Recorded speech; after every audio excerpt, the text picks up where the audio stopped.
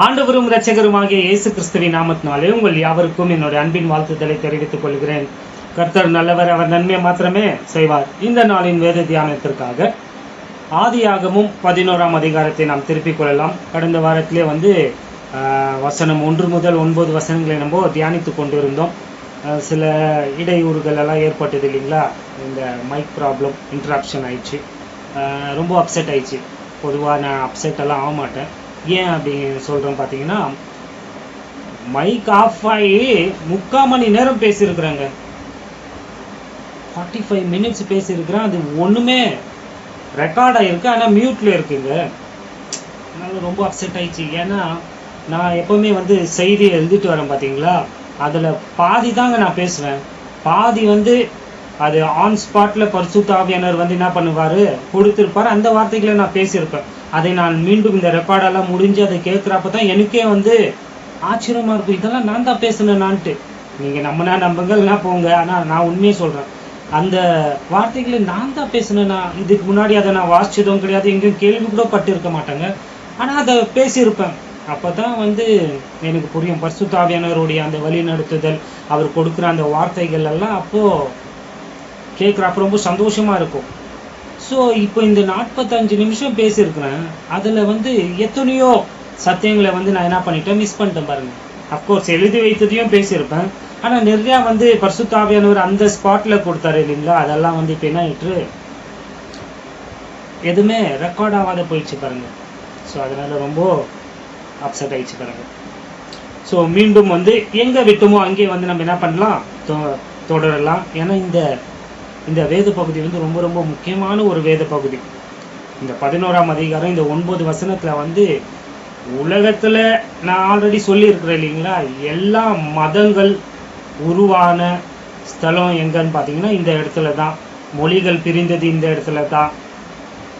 வெவ்வேறு பாஷைகளாக பிரிக்கப்பட்டது இந்த இடத்துல தான். இங்கத்திலிருந்து தான் பிரிஞ்சு வெவ்வேறு நாடுகள் உருவாக்கப்பட்டது. ஸோ எல்லாமே எங்கத்துலேருந்து துவங்குதுன்னு பார்த்தீங்கன்னா இந்த பாபேல் கோபுரத்துக்கிட்ட தான், அதாவது மெசோபொத்தோமியா, பாபிலோன், அந்த இடத்துல இருந்து தான் என்ன பண்ணுது, எல்லாமே துவங்குது.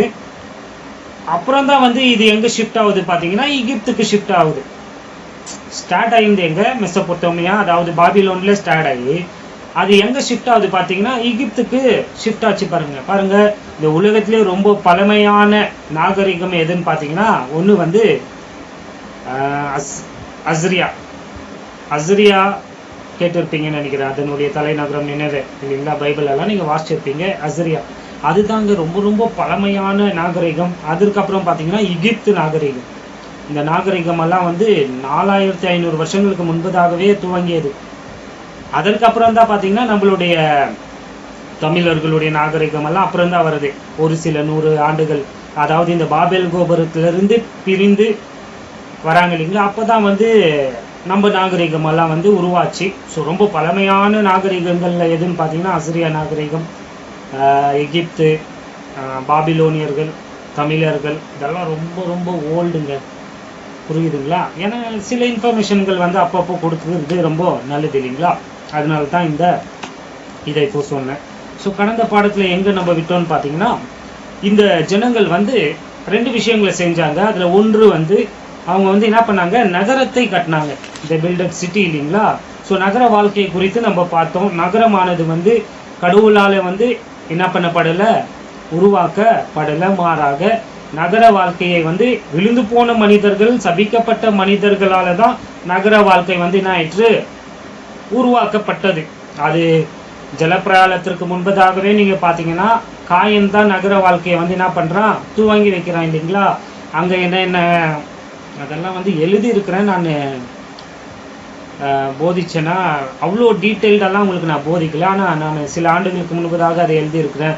எப்படி அயன் ஏஜ், பிரான்ஸ் ஏஜ், அப்புறம் எப்படி ஆர்கெஸ்ட்ரா அந்த மியூசிக் எப்படி உண்டாச்சு, நடனம், கிளப்ஸு, இதெல்லாம் 4ஆம் அதிகாரத்திலே என்ன ஆயிட்டு பார்த்தீங்கன்னா உருவாயிடுச்சுங்க. விழுந்து போன மனிதன் ஒரு நகரத்தை கட்டுறான். அந்த நகர வாழ்க்கை எப்படியாப்பட்டதுன்னா, இப்போ பெங்களூர் சிட்டியை நீங்கள் பார்த்தீங்கன்னா பெங்களூர் சிட்டியோட இன்னும் 100 மடங்கு அதிகமாக அப்போவே என்ன ஆயிற்று, உருவாயிடுச்சுங்க. அந்த 4ஆம் அதிகாரத்தை நீங்கள் படித்து பாருங்கள். அதில் வந்து டீட்டெயில்டாக இருக்கும் எதெல்லாம் எப்படி எப்படியெல்லாம் தோன்றியதுன்ட்டு. ஸோ நகர வாழ்க்கை வந்து மனிதனாலே தான் என்ன பண்ணப்பட்டது, உருவாக்கப்பட்டது. அது ரொம்ப தலை ஓங்கி நின்ற போது, அதாவது அதனுடைய பீக், அந்த உச்சத்திற்கு அது போன போது கடவுளாலே வந்து அதை பொறுத்து கொள்ள முடியாமல் தான் இந்த உலகத்தை ஜலப்பிரயாணத்தினாலே வந்து ஆண்டவர் என்ன பண்ணார், அழித்தார் இல்லைங்களா. 6ஆம் அதிகாரத்தில் நீங்கள் வாசிங்கன்னா ஆதியாகமத்தில் அங்கே வந்து இது கூட உங்களுக்கு நான் ப்ரீஃபாக போதிச்சிருக்கிறேன் இல்லைங்களா. ரொம்ப அருவருப்பான ஒரு நகர வாழ்க்கை, அதை வந்து கடவுளால் என்ன பண்ண முடியல, பார்க்க முடியாமல் அதை வந்து என்ன பண்ணிட்டாரு, அழிச்சிட்டாரு. ஸோ திருப்பி பார்த்தீங்கன்னா ஜலப்பிரயாணத்திற்கு பிற்பாடு வந்து இந்த நோவாவின் 3 பிள்ளைகள் இல்லையா, ஷேம், காம், யாப்பேத், இந்த 3 பிள்ளைகள் வந்து என்ன பண்ணுறாங்க, பலுகி, ஆண்டவர் சொன்ன வார்த்தையின்படியே பலுகி பெருகுறாங்க. ஆனால் அங்கே என்ன நடக்குதுன்னு பார்த்தீங்கன்னா, மனிதர்கள் வந்து கடவுளுக்கு விரோதமாக செயல்படுறத நம்ம கடந்த வாரம் பார்த்தோம் இல்லைங்களா, கடந்த பாடத்தில். ஸோ இந்த ஷேம், காம், யாப்பேத் இந்த 3 பேர்ல இருந்து தான் இந்த உலகத்தில் இருக்கிற எல்லா மனிதர்களும் என்ன ஆனாங்க, வந்தாங்க. இவங்களுக்குள்ள இருந்து தான் வந்து எப்படி ஜனங்கள் வந்து பிரிந்து போனாங்க அப்படி என்பதை கடந்த பாடத்திலே உங்களுக்கு நான் டீச் பண்ணேன். நல்லா கவனிங்க. இந்த 11ஆம் அதிகாரத்தினுடைய நோக்கம் என்னன்னு பார்த்தீங்கன்னா, 10ஆம் அதிகாரத்தில் சொல்லப்பட்டிருக்கிறது எப்படி நடந்துச்சு என்பதை விவரிக்கிறது தான் இந்த 11ஆம் அதிகாரம். அதாவது இப்போ சொன்னேன் இல்லைங்களா, இந்த ஷேம், காம், யாப்பேத் இவங்க மூலியமாக வந்து ஜனங்கள் வந்து எப்படியெல்லாம் பிரிஞ்சு போனாங்கன்ட்டு. அதாவது காம்ல இருந்து வந்தவங்க தான் யாரு, எகிப்தியர்கள், ஆப்பிரிக்கர்கள் எல்லாம். அப்புறம் வந்து யாப்பேத்துல இருந்து வந்தவங்க தான் ஐரோப்பியர்கள் சொன்னேன். அப்புறம் வந்து ஷேம்ல இருந்து வந்தவங்க தான் யாரு, ஆசியர்கள், அதாவது இஸ்ரேலர்கள், அரேபியர்கள், நம்ம தமிழர்கள் எல்லாமே வந்து ஷேம்ல இருந்து வந்தோம். இவங்கெல்லாம் இப்படி பிரிஞ்சு எப்படிப்பா போனாங்க, எப்படி இந்த மொழிகள் எல்லாம் பிரிஞ்சு அவங்கவுங்க எப்படி பிரிஞ்சாங்க என்பதை விளக்கிறதுக்கு தான் 11ஆம் அதிகாரத்தை வந்து என்ன பண்ணப்பட்டிருக்கு, எழுதப்பட்டிருக்கு. அதனால இது முன்னாடி பின்னாடின்னு பார்க்கக்கூடாது. 10ஆம் அதிகாரத்தில் எப்படி ஜனங்க இருந்தாங்க, அவங்க எப்படியெல்லாம் சிதறடிக்கப்பட்டு போனாங்க என்பதை விவரிக்கிறது தான் 11ஆம் அதிகாரம். கவனம் வச்சுக்கோங்க. ஸோ கடந்த பாடத்தில் நம்ம பார்த்தோம், அவங்க என்ன பண்ணாங்க, 2 விஷயங்கள் செஞ்சாங்கன்னு சொன்னேன் இல்லைங்களா. ஒன்று வந்து நகரத்தை கட்டினாங்க, சிட்டியை. அதை எதற்காக கட்டினாங்கன்னு பார்த்தீங்கன்னா, ஒன்று வந்து அவங்க யாருமே சிதறடிக்கப்பட்டு போகக்கூடாது என்பதற்காக கட்டினாங்க இல்லைங்களா. ஆண்டவர் சொல்றாரு, உலகம் எங்கிலும் என்ன பண்ணுங்க, சிதறி போய் என்னுடைய நாமத்தை நீங்க என்ன பண்ணுங்க, உயர்த்துங்க, பிரஸ்தாபப்படுத்துங்க. அதாவது ஆண்டவருடைய நாமத்தை நீங்க என்ன பண்ணணும், மகிமைப்படுத்தணும். உங்களை ஆண்டவர் ஆசீர்வதித்த இந்த ஆசீர்வாதத்திற்காக அவருக்கு நன்றி உள்ளவங்களா இருக்கணும். அப்படி என்பதுதான் கடவுளுடைய திட்டம். ஸோ அவங்க என்ன பண்றாங்க, அந்த திட்டத்திற்கு எதிர்மாறாக செயல்பட்டார்கள். நாம எங்கேயும் என்ன பண்றது கிடையாது, போறது கிடையாது. நம்ம வந்து எல்லாருமே ஒரே ஒரு சிட்டிலே, அந்த சிட்டி ரொம்ப பெரிய சிட்டி, அவ்வளோ பெரிய சிட்டியை நம்ம கட்டி என்ன பண்ணலாம், இங்கேயே இருக்கலாம் சிதறாம அப்படின்ட்டு திட்டம் பண்ணாங்க. 2வது சொன்ன, அவங்க வந்து அந்த சிட்டியை வந்து அவங்க எப்படி கட்டினாங்களா, ரொம்ப பெருசா கட்டினாங்க இல்லைங்களா. ஏன் அதை கட்டினாங்கன்னு பார்த்தீங்கன்னா, மீண்டும் கடவுள் வந்து இந்த உலகத்தை ஜலப்பிரயாணத்தினாலே வந்து அழிக்க அவர் வந்து முடிவெடுத்தா, நாம் அழிந்து போகக்கூடாது, அதற்கு ஒரு பெரிய என்னத்தை கட்டலாம், நகரத்தை கட்டலான்றது, நகரத்தை கட்டுவோன்ட்டு தான் என்ன பண்ணுறாங்க, பிளான் போடுறாங்க இல்லைங்களா. இதை வந்து கடந்த பாடத்தில் உங்களுக்கு நான் போதிச்சிட்டேன். மனிதன் வந்து நிறைய முட்டாள்தனமான விஷயங்களை வந்து அங்கே செய்ய துவங்கினான். அவன் வந்து தன்னை தானே வந்து காப்பாற்றி கொள்ள வந்து அவனால் முடியும் என்ற அந்த கான்ஃபிடென்ஸ் அவனுக்கு இருந்துச்சு. ஆனால் அவங்கள படைத்த கடவுள் வந்து எவ்வளோ வல்லமை உள்ளவர், எவ்வளோ சர்வ வல்லவர், எவ்வளோ ஞானி, அவர் எவ்வளோ பயங்கரமானவர் அப்படி என்பதையெல்லாம் வந்து அவங்க வந்து என்ன பண்ணிட்டாங்க, மறந்து போயிட்டாங்க பாருங்க. ஸோ அடுத்தது அவங்க என்ன பண்ணுறாங்கன்னு பார்த்தீங்கன்னா, ஒரு பெரிய கோபுரத்தை என்ன பண்ணுறாங்க, கட்டுறாங்க. ஸோ அந்த கோபுரத்தை எதற்காக கட்டினாங்கன்னு பார்த்தீங்கன்னா, தங்களுக்கு பேருண்டாகும்படியாக அவ்வளோ பெரிய கோபுரத்தை, அதுவும் அந்த கோபுரம் எப்படி இருக்கணுமா, வானத்தை தொடுகிற அளவுக்கு அந்த கோபுரம் இருக்கணும்ட்டு என்ன பண்ணுறாங்க, கட்டுறாங்க. ஸோ இதை உங்களுக்கு போதிக்கிறப்போ தான் நான் வந்து என்ன பண்ணேன், நிறுத்தினேன் இல்லைங்களா. ஸோ அங்கத்துல இருந்து நம்ம துவங்கலாம். பார்த்தீங்கன்னா இங்கே கடவுளுக்கு எதிராக ஒரு சதி திட்டத்தை வந்து என்ன பண்றாங்க, தீட்டுறாங்க பாருங்க. கான்ஸ்பிரசி இல்லைங்களா? என்ன அந்த திட்டம் பார்த்தீங்கன்னா, நம்ம ஒரு பெரிய என்னத்தை கட்டலாம், கோபுரத்தை கட்டலாம். அது எதற்காக? நம்மளுடைய பேர் வந்து என்ன ஆகணும், நமக்கு பேர் உண்டாகும்படியாக, நம்மளுடைய பேரை உயர்த்தும்படியாக, நம்மளுடைய பேரை வந்து மகிமைப்படுத்தும்படியாக, நம்மளுடைய பேர் இந்த உலகமெங்கிலும் அறியப்படும்படியாக, ஜலப்பிரயாணத்திற்கென்ற இருந்த நம்மளுடைய முன்னோர்கள் போல, நம்மளுடைய தெய்வங்கள் போல நாமும் வந்து இந்த உலகத்துல பேர் பெற்றவர்களாக இருக்கும்படியாக ஒரு பெரிய கோபுரத்தை வந்து அவங்க என்ன பண்றாங்க, கட்டினாங்க. கட்டிட்டு இருந்தாங்க இல்லைங்களா? மனுஷன் கூட வந்து இன்னைக்கு வந்து தனக்கு பேர் உண்டாகும்படியாக, தங்களுடைய குடும்ப பேருக்காக, தங்களுடைய சபை பேருக்காக, தங்களுடைய சமுதாய பேருக்காக, தங்களுடைய மொழி பேருக்காக, தங்களுடைய நாடு அப்புறம் இப்படி அடுக்கி வைத்துட்டு போயிட்டே இருக்கலாம். நான் சொன்னேன் இல்லைங்களா, எந்த ஒரு வேலை இருந்தாலும் சரி, அது வேலையோ கார்பரேட் வேலையாக இருந்தாலும் சரி, அது அரசாங்க உத்தியோகமாக இருந்தாலும் சரி, ஓகேங்களா, ப்ரைவேட்டோ கவர்மெண்ட்டோ அல்லது எதனா இருக்கட்டும்ங்க, மனுஷன் தனக்கு பேர் உண்டாகும்படியாக தான் இந்த உலகத்துல எல்லாத்தையும் செய்கிறான். அதற்காக தான் அவன் எல்லாத்தையும் வந்து என்ன பண்ணுறான். இது எந்த ஒரு ஆஃபீஸ் எடுத்துக்கோங்க, கவர்மெண்ட் ஆஃபீஸோ ப்ரைவேட் ஆஃபீஸோ எதுனா எடுத்துக்கோங்க, ஈவன் சர்ச்சை கூட, இன்க்ளூடிங் சர்ச்சஸ் கூட நான் சொல்கிறேன், தவறாக சொல்கிறேன். அதெல்லாம் என்ன பண்ணுறாங்க, அக்கௌண்ட்ஸ் வைக்கிறாங்க இல்லைங்களா? இதெல்லாம் சாதிச்சோம், இதெல்லாம் செஞ்சோம், வரவு போகிறது. சர்ச்சை விட்டுடலாம். சர்ச்சு ஒரு சில சர்ச்சை அடங்குது, அதனால சர்ச்சுன்னு சொன்ன மனுச்சுக்குங்க. ஏன்னா பிஸ்னஸ் தானே நடத்துகிறாங்க, அதனால தான் சொன்னேன். என்ன பண்ணுறாங்க பார்த்தீங்கன்னா, எல்லாத்துக்குமே ஒரு அக்கௌண்ட்ஸ் பார்த்துக்கிறீங்களா? மனுஷன் செய்கிற எல்லாமே இந்த உலகத்தில் பதிவு செய்யப்படுகிறது.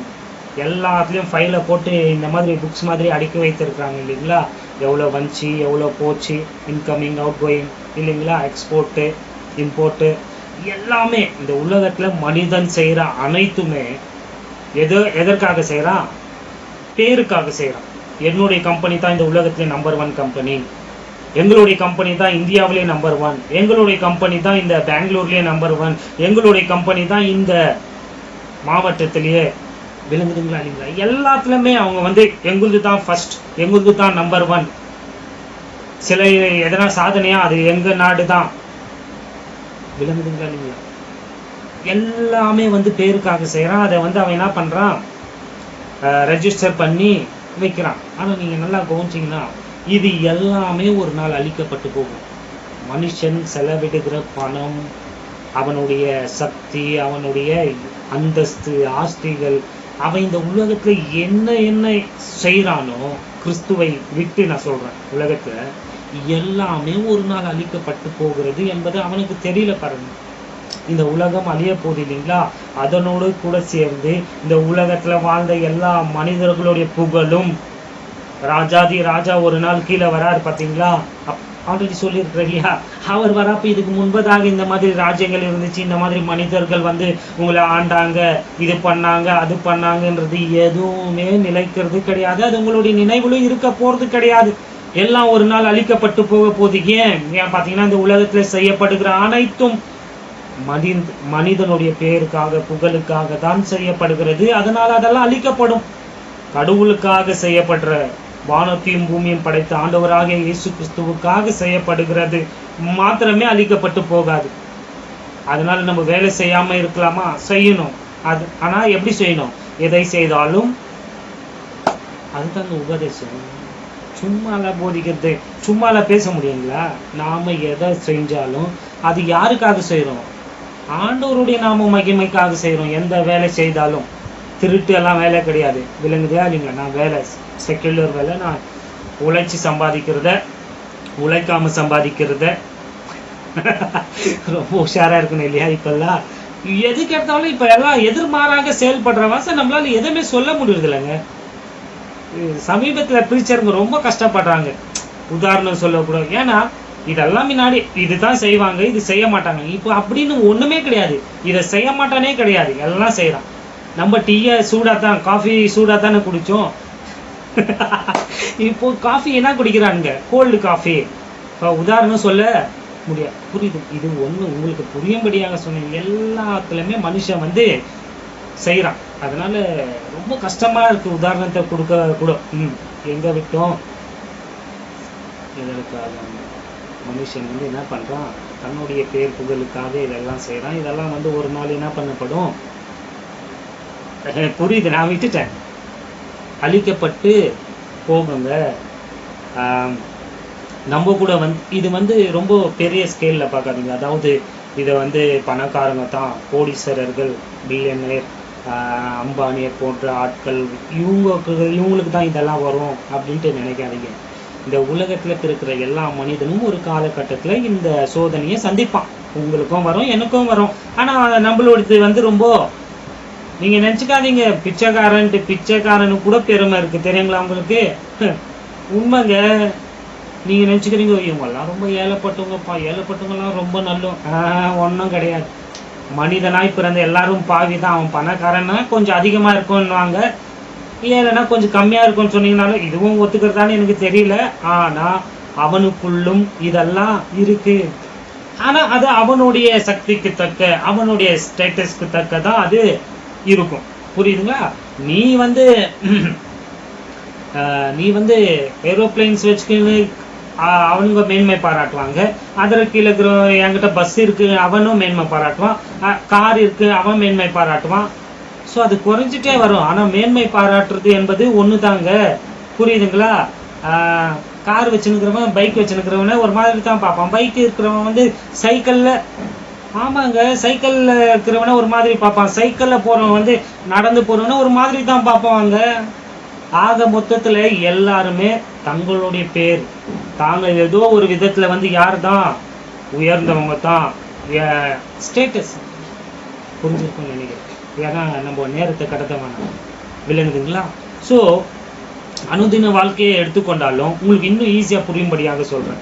நாம கூட பார்த்தீங்கன்னா இந்த சோஷியல் மீடியாஸ் எல்லாம் பார்த்தீங்கன்னா அதில் வந்து என்ன பண்ணுறாங்க, வீடியோஸ் போடுறோம். இப்போ நான் கூட பார்த்தீங்களா என்னுடைய டீச்சிங்ஸ் எல்லாம் வந்து உங்களுக்கு யூடியூப் இதிலெல்லாம் போட்டுட்டு இருக்கிறேன் இல்லைங்களா, சோஷியல் மீடியாவில். இப்போ சோஷியல் மீடியாவை நீங்கள் நல்லா கவனிச்சிங்கன்னா அதில் கூட மனுஷன் என்ன பண்ணுறான்னா பேருக்காக இல்லையா, அவன் பார்க்குறான் ஒரு ஃபோட்டோ ஒரு வீடியோ அதை அப்லோட் பண்ணிட்டு அவன் உன்னூறுப்பா பார்க்குறான், எவ்வளோ லைக்ஸ் வந்துச்சு, எவ்வளோ கமெண்ட்ஸ் வந்துருக்கு, எவ்வளோ பேர் என்னை ஃபாலோ பண்ணுறாங்க. இதுதாங்க பேர். அவன் என்னத்தை எதிர்பார்க்குறான், நான் வந்து ரொம்ப ஃபேமஸ் ஆகணும், அங்கே தான் விட்டேன் இல்லைங்களா, ரொம்ப ஃபேமஸ் ஆகணும், எனக்கு வந்து என்ன இருக்கணும், பேர், என்னுடைய பேர் எல்லாராலும் அறியப்படணும். நிறைய பேருக்கு அது ஒரு ஆசை, தன்னுடைய பேர் வந்து நியூஸ் பேப்பரில் வரணும்னு ஒரு சிலருக்கு ஆசை. ஒரு சிலருக்கு வந்து நான் டிவியில் எப்படின்னா வந்துடணும். போய் சொல்லுங்க, என்கிட்ட சொன்னதை உங்களுக்கு சொல்கிறேன். ஒவ்வொருத்தருக்கும் ஒரு ஆசை, இந்த இடத்துல நான் வந்துட்டா எனக்கு அவங்க பேர் வந்து ரெஜிஸ்டர் ஆகணும், ஃபேமஸ் ஆகணும்ட்டு எல்லாரும் எதிர்பார்க்குறாங்க. நாம கூட பார்த்தீங்கன்னா மனுஷனாக இருக்கிற வாசை எல்லாரும் என்ன பண்ணுறாங்க, இந்த சோஷியல் மீடியாவில் அவங்களுக்கு நிறைய லைக்ஸ் வரணும், அவங்க போடுற அந்த ஃபோட்டோஸ் அந்த வீடியோஸ்க்கெல்லாம் நிறையா லைக்ஸ் வரணும்னு பார்க்குறாங்க, நிறையா ஷேர்ஸ் வரணுன்ட்டு பார்க்குறாங்க. அவங்க எதிர்பார்க்குறாங்க கேர் பண்ணணும், ஷேர் பண்ணணும், ஹார்ட் சிம்பிள் போடணும். பார்த்துருக்குறீங்களா? இது எல்லாத்தையும் மனுஷன் வந்து என்ன பண்ணுறான், இந்த சோஷியல் மீடியாவில் ஃபேஸ்புக், வாட்ஸ்அப், இன்ஸ்டாகிராம், இன்னும் எவ்வளோ இருக்குது இல்லைங்களா, ட்விட்டருன்ட்டு, இப்படியாப்பட்ட இந்த மீடியாவிலேருந்து அவன் வந்து என்ன பண்ணுறான், தன்னுடைய பேர் வந்து என்ன ஆகணும், பிரபலமாகணும், ஃபேமஸ் ஆகணும்ன்ட்டு அவன் எதிர்பார்க்குறான் இல்லைங்களா. ஒரு சிலர் வந்து அவங்களுடைய ஃபோட்டோஸ்க்கு லைக்ஸ் பண்ணலன்னா, கமெண்ட்ஸ் போடலன்னா, ஒரு சிலர் சொல்கிறேன் எல்லாரும் இல்லை, டேரெக்டாக கேட்டுறாங்க, நீ ஏன் எனக்கு லைக்ஸ் போடல, ஏன் குழந்தைத்தனமாக இருக்குது இல்லைங்களா அவங்க பண்ணுறது. ஆனால் நிறைய பேர் அப்படி பண்ணுறாங்க, ஏன் எனக்கு லைக் போடல, ஏன் நீ கமெண்ட் பண்ணல, கோவப்படுறாங்க. அதனால இதெல்லாம் நிறையா இந்த மாடர்ன் டேல வந்து இது ரொம்ப ரொம்ப வந்து ஆபத்தான ஒரு விஷயம். இது எங்கேயோ கொண்டு போகுது நம்மளுடைய ஜெனரேஷனை. ஏன்னா எதிர்பார்க்குறாங்க, எக்ஸ்பெக்டேஷன். நான் எப்பவுமே சொல்லிட்டே இருப்பேன், இந்த வார்த்தையை கேட்டிருப்பீங்க, எக்ஸ்பெக்டேஷன் ஆல்வேஸ் டிசப்பாயிண்ட்ஸ் யூ. அதாவது எதிர்பார்ப்பு எப்பொழுதுமே உங்களை வந்து என்ன பண்ண செய்யும், ஏமாற்றம் அடைய செய்யும். உண்மைதான், இதுதான் உண்மை, உலகளாவிய உண்மை இதுதான். நம்ம எதிர்பார்க்கிறோம் சில விஷயங்களை ஒருத்தர்கிட்ட, அது அவங்க நம்மளுக்கு செய்யாத போது நம்ம டிசப்பாயிண்ட் ஆகிறோம் இல்லையா, ஏமாந்து போகிறோம் இல்லைங்களா, நம்ம வந்து சோர்ந்து போகிறோம். அதனால தான் சொல்கிறேன், டோன்ட் எக்ஸ்பெக்ட். எதையும் எதிர்பார்க்காத செய்யுங்க. லைக்ஸ் வருதோ வரலையோ, வந்தா சந்தோஷம், வரலையா ஓகே. கமெண்ட்ஸ் வருதோ இல்லையோ, நம்மள பாராட்டுறாங்களோ இல்லையோ, அதெல்லாம் எதிர்பார்த்து செஞ்சீங்கன்னா உங்களுடைய பயணம் வந்து என்ன ஆகும், ஸ்லோ ஆகிடும். ஒரு சில பயணங்கள் நிறுத்தப்பட்டு போயிடும் இல்லைங்களா? ஏன்னா எக்ஸ்பெக்டேஷன் வந்து டிசப்பாயிண்ட் பண்ணுறீங்க. அதை அவங்க உற்சாகப்படுத்தினா தான் உனக்கு செய்ய தோணுதுன்னா, அப்போ உற்சாகப்படுத்தலைன்னா நீ என்ன ஆகிடுவா, ஸ்டாப் ஆகிடுவா. அதனால தான் சொல்கிறேன், எக்ஸ்பெக்டே பண்ணாதீங்க. வருது வந்தால் போதும், சந்தோஷம். வரலையா சந்தோஷம். ஏன்னா இதெல்லாம் நம்மளுடைய பேருக்காக செய்யலை, இதெல்லாம் கர்த்தருடைய நாம மகிமைக்காக செய்கிறவா சார். ஸோ சொல்லணும்னு தோணுதுங்க, டோன்ட் எக்ஸ்பெக்ட். ஏன்னா நிச்சயமா மனுஷன் வந்து உங்களை டிஸப்பாயிண்ட் பண்ணுவான்னு என்பதில் ஒரு சந்தேகமும் கிடையாது. நானும் மனிதன் தான், நான் ஏலியன் கிடையாது. உங்களை சுற்றி இருக்கிற எல்லாருமே மனிதர்கள் தான். அதனால நான் உங்களுக்கு போதிக்கிறேன்னு நினைக்காதீங்க. நான் ஜெபம் பண்ணிட்டு தான் எல்லாத்தையும் போதிக்கிறப்பவே அது எனக்கும் உங்களுக்கும் எல்லாருக்கும் சேர்த்து தான் விளங்கியிருக்கும் நினைக்கிறேன் இல்லைங்களா? ஏன்னா எதிர்பார்ப்புகள் வந்து ஏமாற்றத்தை கொண்டு வரப்போ மனுஷன் என்ன ஆகுறான், கவலை, ஆங்ஸைட்டி அவனுக்குள்ளே வந்துடுது. அவன் சோர்ந்து போயிடறான், சேட்னஸ். இப்படி பல்வேறு பிரச்சனைகள் நம்மளுடைய உடலில் வந்து என்ன ஆகுது, ஏற்படுத்துங்க. அதுதாங்க உண்மை. நான் வந்து மெடிக்கல் ரீதியில உங்களோட பேசிட்டு இருக்கிறேன். நம்மளுடைய எல்லா ஆக்ஷனுக்கும் ரியாக்ஷன் இருக்கு இல்லையா? நம்ம ஒன்று எதிர்பார்க்குறோம், அது நடக்கலைன்றப்போ நம்மளுடைய உள்ள பாடிக்குள்ளே வந்து நிறையா ரியாக்ஷன்ஸ் நடக்குதுங்க. அதனால் வந்து அவங்களுக்கு எந்த பிரச்சனையும் கிடையாது, எக்ஸ்பெக்ட் பண்ணுற உங்களுக்கு தான் பிரச்சனை. அதனால தான் சொல்கிறேன், விட்டுருங்கன்ட்டு. ஃப்ரீயாக இருக்கணும் மைண்ட், எப்போவுமே பட்டாம்பூச்சி மாதிரி ஃப்ரீயாக இருக்கணும். ஃப்ளை பண்ணிவிட்டு நீங்கள் போய் மாட்டிக்கினீங்கன்னா முடிஞ்சு போச்சு. இது சொல்கிற எனக்கே வந்து நானும் மனுஷன், ஆல்ரெடி சொல்லிட்டேன் இல்லைங்களா? ஒரு சில விஷயங்கள் நம்மளை ரொம்ப டிஸ்டர்ப் பண்ணலாம், ரொம்ப தாக்கலாம். ஸோ அந்த மாதிரி சமயத்தில் வந்து நம்ம என்ன பண்ணணும், பரிசுத்த ஆவியானவருடைய கைடன்ஸை நாடணும், ஜெபிக்கணும். ஓகே. ஸோ எப்போவுமே நம்ம எப்படியா இருக்கணும் பார்த்தீங்கன்னா, விழிப்புணர்வாக இருக்கணும். அதற்காக தான் இதெல்லாம் சொல்லிட்டு இருக்கிறேன். ஏன் இதெல்லாம் சொல்கிறேன்னா, உங்களுடைய அவேர்னஸ்க்காக தாங்க நான் சொல்கிறேன். ஏன்னா கடவுளுடைய அந்த இடத்துல வந்து, அந்த ஸ்நானத்தில் வந்து கடவுளை அகற்றி அவரை தள்ளிட்டு அற்ப சுகத்திற்காக இல்லையா, டெம்பரரி அந்த ப்ளஷர்ஸ்க்காக வந்து கடவுள் இடத்துல வேற எதையும் நம்ம வந்து என்ன பண்ணிடக்கூடாது, கொண்டு வந்துடக்கூடாதுங்க. இன்னைக்கு கிறிஸ்தவங்க வந்து கொஞ்ச நேரம் அந்த இன்பத்திற்காக, அற்ப இன்பத்திற்காக என்ன பண்ணுறாங்கன்னா வித்து போட்டுறாங்க. ஆண்டவரை வந்து என்ன பண்ணிடுறாங்க, சைடில் தள்ளி வச்சுட்டு வேற ஒரு விக்கிரகத்தை வச்சுறாங்க. பாருங்க, சவுண்ட் கேட்குதுங்களா, போயிட்டு இருக்கு. ஆனால் இன்னைக்கு என்ன பிரச்சனை பார்த்தீங்கன்னா, பெங்களூரில் இருக்கிறவங்களுக்கு நான் பேசுறது புரியும். ஊர்வலம் போயிட்டு இருக்கு, அந்த இடத்துல கிறிஸ்தவன் கூட என்ன பண்ணிட்டு இருக்கிறான், ஒரு பொய்யில்லைங்க. இன்னைக்கு இப்போ நடந்துட்டு இருக்கிறது 1 மணி நேரத்துக்கு முன்பதாக நடந்ததை உங்களுக்கு சொல்லுக்கிறேன். ஒரு விசுவாசி போயிட்டு அதை தூக்கிட்டு அதுக்கு முன்னாடி ஆடிட்டு போயிட்டு இருக்கிறாங்க. 1 மணி நேரம் முன்னாடி இன்னமும் போயிட்டு தான் இருக்குங்க இந்த ரோட்ல. சவுண்ட் எல்லாம் கேட்குதுங்களா, கிராக்கர்ஸ் அதெல்லாம் உங்களுக்கு கேட்கலையா? கேட்கலன்னா சந்தோஷம். சரி, நான் எவ்வளோ சவுண்ட் ப்ரூஃப் இது பண்ணணும்னு நினச்சிட்டு இருக்கேன். ஏன் சொல்ல வந்தேன், ஆண்டவருடைய இடத்துல கொஞ்ச நேரம் இன்பத்திற்காக, அந்த சுகத்திற்காக என்ன பண்ணிடுறான், கடவுள் அந்த இடத்துல இருந்து எடுத்து வேற ஒன்று வச்சிடறான். அதுதான் வேற ஒரு கடவுள்.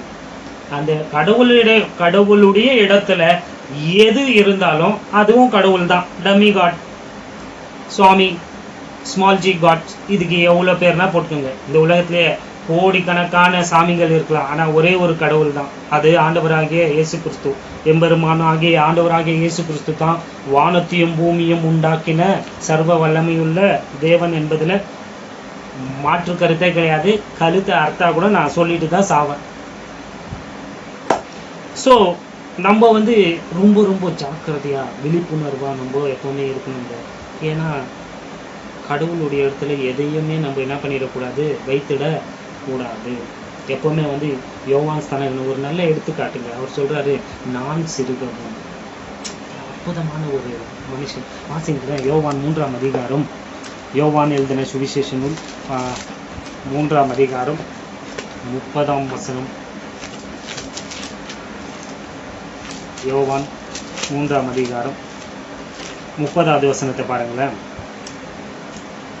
அவர் பெருகவும், ஆண்டவராகிய இயேசு கிறிஸ்து அவர் பெருகவும் நான் சிறுகவும் வேண்டும். என்ன ஒரு அற்புதமான வார்த்தை பார்த்தீங்களா? இப்படியாக தாங்க நம்மளுடைய அறிக்கை, நம்மளுடைய வாழ்க்கை இருக்கணும். எப்பவுமே கடவுள் வந்து என்ன ஆகணும்? உயரணுங்க. he must increase, we must decrease. அது எப்பவுமே நம்மளை வந்து என்ன பண்ணும்? தாழ்த்தணுங்க. ஏன்னா இந்த பெருமை என்ற இந்த சாத்தானுடைய மிகப்பெரிய ஆயுதம் வந்து என்ன பார்த்தீங்கன்னா பெருமை. ஏன் அப்படி சொன்னேன்னு பார்த்தீங்கன்னா, கடவுள் வந்து யாருக்குமே வேதத்தில் வந்து எதிர்த்து நிற்க மாட்டார். வேதம் சொல்றது கடவுள் யாருக்கு எதிர்த்து நிற்கிறாருன்னா, பெருமையுள்ளவருக்கு கர்த்தரே வந்து என்ன பண்ணுறாருன்னா எதிர்த்து நிற்கிறாருங்க. அதனால உஷாரா இருங்க.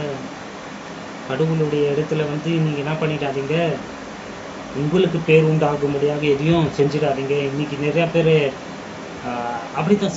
ஈவன் சர்ச்சிலே பார்த்தீங்கன்னா தங்களுக்கு பேர் உண்டாகும்படியாக எங்களுடைய சர்ச்சு தான்.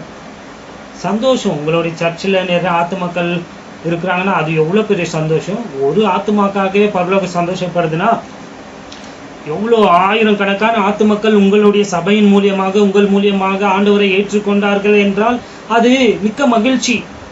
அதில் பிரச்சனையே கிடையாது. ஆனால் இதையெல்லாம் நான் அப்படின்னு வந்தா நான்றீங்களா, அங்கே தான் இது இல்லையா பட்டம் பதவி எல்லாத்தையுமே இன்னைக்கு நான் இவ்வளோ 1000 பேருக்கு ஞானஸ்நானம் கொடுத்துட்டேன், நான் இவ்வளோ இது பண்ணிட்டேன், நான் யார் தெரியுமா, ஐ ஆம் பாஸ்டர் ரெவரண்ட். இதுதான் மெயின். பாருங்க, இந்த பிஷப்பு, பாஸ்டரு, இவாஞ்சலிஸ்ட்டு, இந்த மாதிரி நிறையா பட்டங்கள் எல்லாம் இன்னைக்கு இருக்கு இல்லைங்களா? அதெல்லாம் பட்டங்கள் கிடையாது. பட்டங்கள்ன்ட்டு அவங்க சொல்லிக்குவாங்க. It is not a title, it is a ministry. Bible வந்து அதை வந்து ஊழியம் தான் சொல்றதே தவிர அதை வந்து பட்டம்னு சொல்ல. நீங்கள் சொல்கிறீங்க ஓகே பாஸ்டரு, ஓகே பிஷப்பா, ஓகே இருக்கு, பைபிள் இருக்கு. ஆனால் ரெவரண்ட்னு ஒரு வார்த்தையை கேள்விப்பட்டிருக்கிறீங்களா? யாரு பார்த்தாலுங்க ரெவரண்ட் ரெவரண்ட் ரெவரண்ட் என்ற வார்த்தைக்கு அர்த்தம் என்னன்னு தெரியுங்களா? வேதத்தில் ஒரே இடத்துல இல்லைங்களா? அதாவது சங்கீதத்தில் தான் வருது ரெவரண்ட்டு. அது யாருக்கு மாத்திரம் தான் புரியாது? கர்த்தருக்கு மாத்திரம் புரியுதுங்க. கடவுள் மாத்திரம்தான் பயபக்திக்குரியவர். அந்த வார்த்தைக்கு அர்த்தம் ரெவரண்ட் என்ற வார்த்தைக்கு பயத்துக்குரியவர். அதாவது என்னை கொன்றுவாரோ அடிச்சுடுவாரோ அந்த பயம் கிடையாது. எல்லா ஆராதனைக்கும் எல்லா கனத்திற்கும் இந்த பரலோகத்தில் பரலோக சீனை எப்பெல்லாம் நீங்கள் வாசிக்கிறீங்களோ, இந்த வெளிப்படுத்தின விசேஷம் எப்பெல்லாம் பரலோகத்தை காட்டுறாங்களோ அங்கெல்லாம் நீங்கள் பாருங்களேன், தேவ தூதர்கள் அங்கே இருந்த மூப்பர்கள் எல்லாம் என்ன பண்ணுறாங்க? சிரம் தாழ்த்தி தங்களுடைய கிரீடங்களை எல்லாம் இறக்கி கீழே வைத்து முகம் குப்புற விழுந்து அவரை வந்து என்ன பண்றாங்க? துதிக்கிறாங்க, மகிமைப்படுத்துறாங்க. பார்த்தீங்களா? இதுக்கு பேர் தான் ரெவரண்ட். ஃபியர் என்பது தான் பயங்க. ரெவரண்ட் என்பது வந்து பயபக்தியோடு கூட சேர்ந்து கர்த்தரை நம்ம பார்க்கறது பேர் தான் ரெவரண்ட். அவர் பயப்படத்தக்கவர். பயப்படத்தக்கவர்னா அடிச்சு நான் சொல்றேன் இல்லைங்களா? ஃபியர்ஃபுல் காட் இல்லை, ரெவரண்ட் காடுன்னு சொல்லுவாங்க. அதாவது அதை இன்னைக்கு அதெல்லாம் நம்மக்கிட்ட இல்லை. அதனால தான் அதை விவரிக்க ரொம்ப பிரயாசப்படுறேன் நான். அப்போது ராஜாக்களுடைய காலத்தில் வாழ்ந்தவங்களுக்கெல்லாம் அதனுடைய அர்த்தம் வந்து சொல்லவே தேவையில்லை, ஈஸியாக தெரியும் அவங்களுக்கு இல்லையா? ராஜாக்கு முன்பதாக வந்து நீ உள்ளே கூட போக முடியாது. ராஜாவே உன்னை பான் கூப்பிட்டா தான் போக முடியும், உள்ளே போயிட முடியாது. ராஜாக்கு முன்பதாக இப்படி தான் இருக்கணும், இப்படி தான் பேசணும் அப்படின்ற சில பிரின்சிபல்ஸ் எல்லாம் இருக்குங்க. மனிதனை பற்றி பேசுகிறப்ப நான் சொல்கிறேன் இப்படி.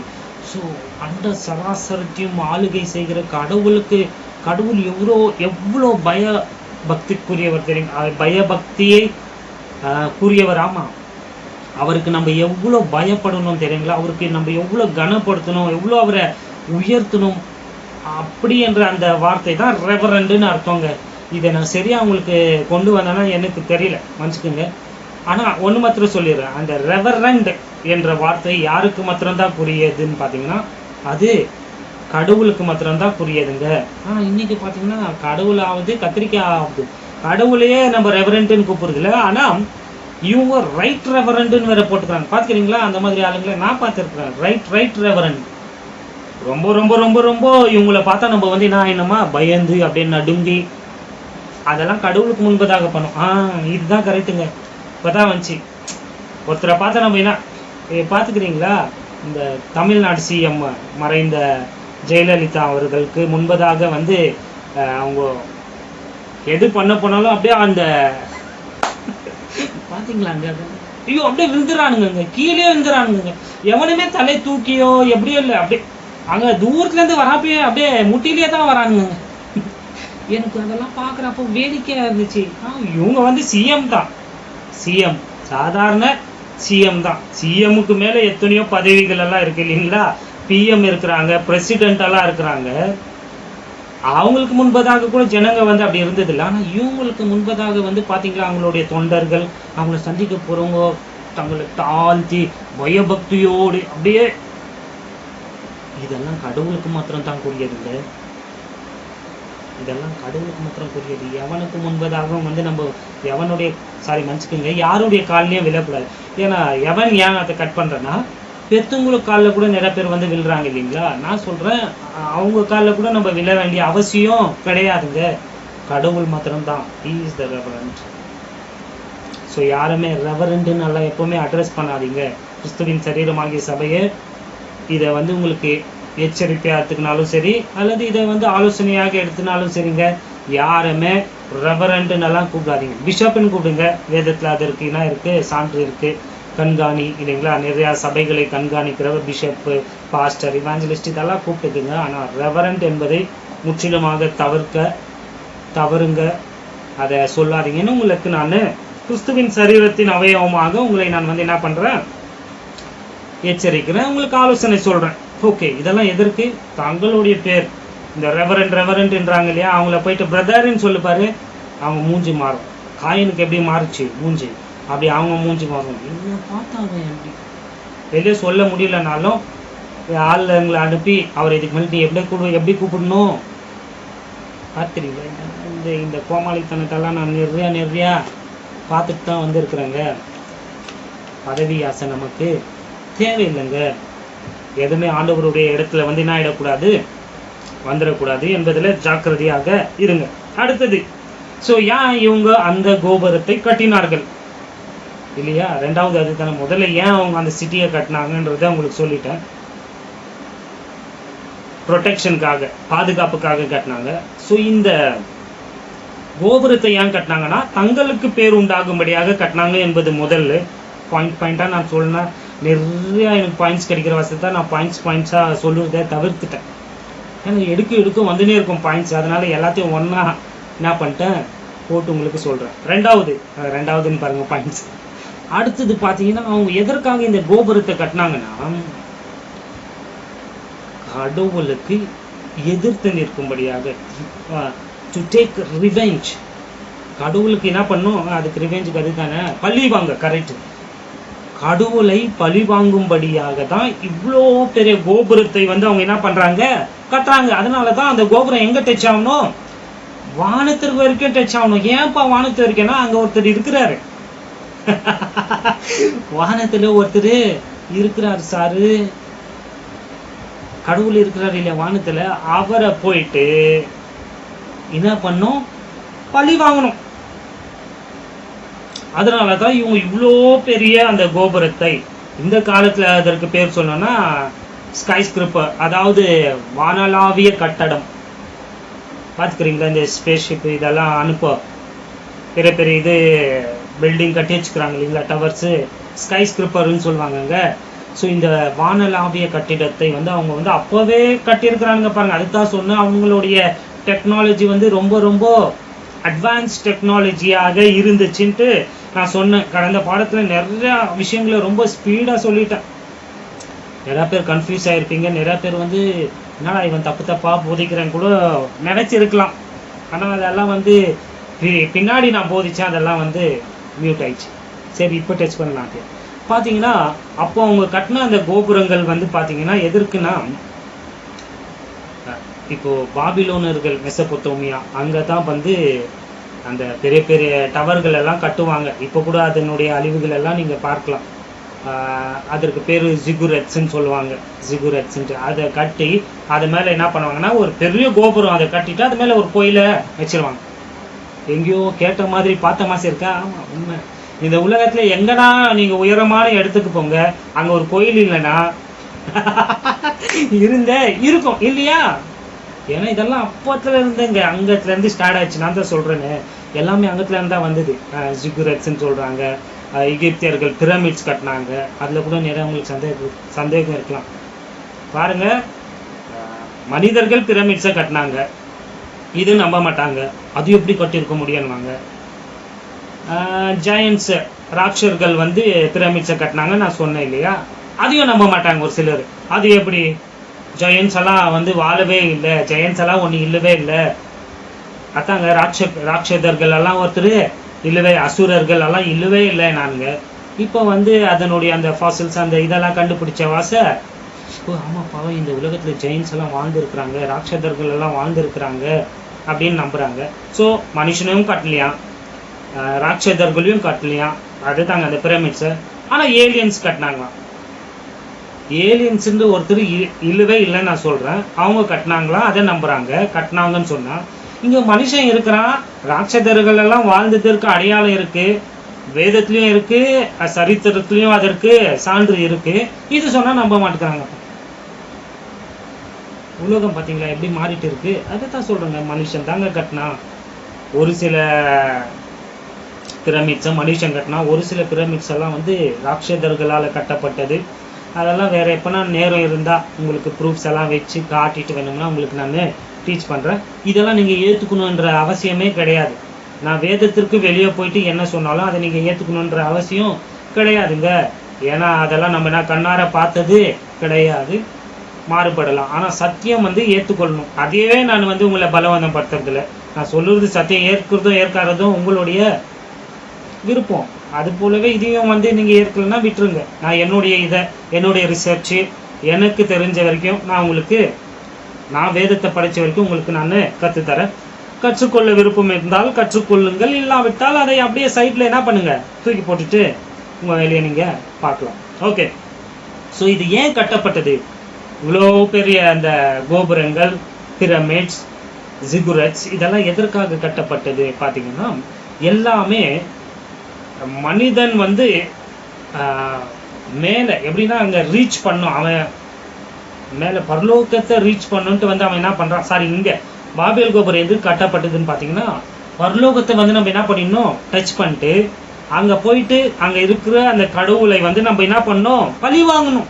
ஏன்பா பழி வாங்கணும்? ஏன்னா இந்த கடவுள் என்ன பண்ணியிருக்கிறாரு, நம்மளுடைய முன்னோர்களை வந்து என்ன பண்ணியிருக்கிறாரு, அழிச்சிருக்கிறாரு. நம்மளுடைய கடவுள்களை, அதாவது ஜலப்பிரயாணத்திற்கு முன்பதாக வாழ்ந்த அவர்கள் கடவுள்கள், சாமிகள், தேவர்கள் என்று நினைக்கிற அவங்களை சங்கரித்த அந்த கடவுளை நம்ம என்ன பண்ணணும், பழி வாங்கணும் என்பதற்காக தான் இந்த கோபுரத்தை வந்து என்ன பண்ணிட்டு இருக்கிறாங்க, கட்டிட்டு இருக்கிறாங்க. ஆனா ஒரு வேடிக்கையான விஷயம் என்ன பாத்தீங்களா, மனிதன் வந்து எத்தனை இந்த உலகத்திலே ரொம்ப பெரிய பில்டிங் எது, புர்ஜ் கலிஃபா இல்லைங்களா, அது போல 10 அவங்க கட்டினாங்க. அவ்வளோ பெருசு, நீங்க நம்புங்க, நம்பாகட்டி போங்க, அவங்க கட்டினாங்க. அந்த மாதிரி எத்தனை பெரிய கோபுரங்களை மனுஷன் கட்டினாலும்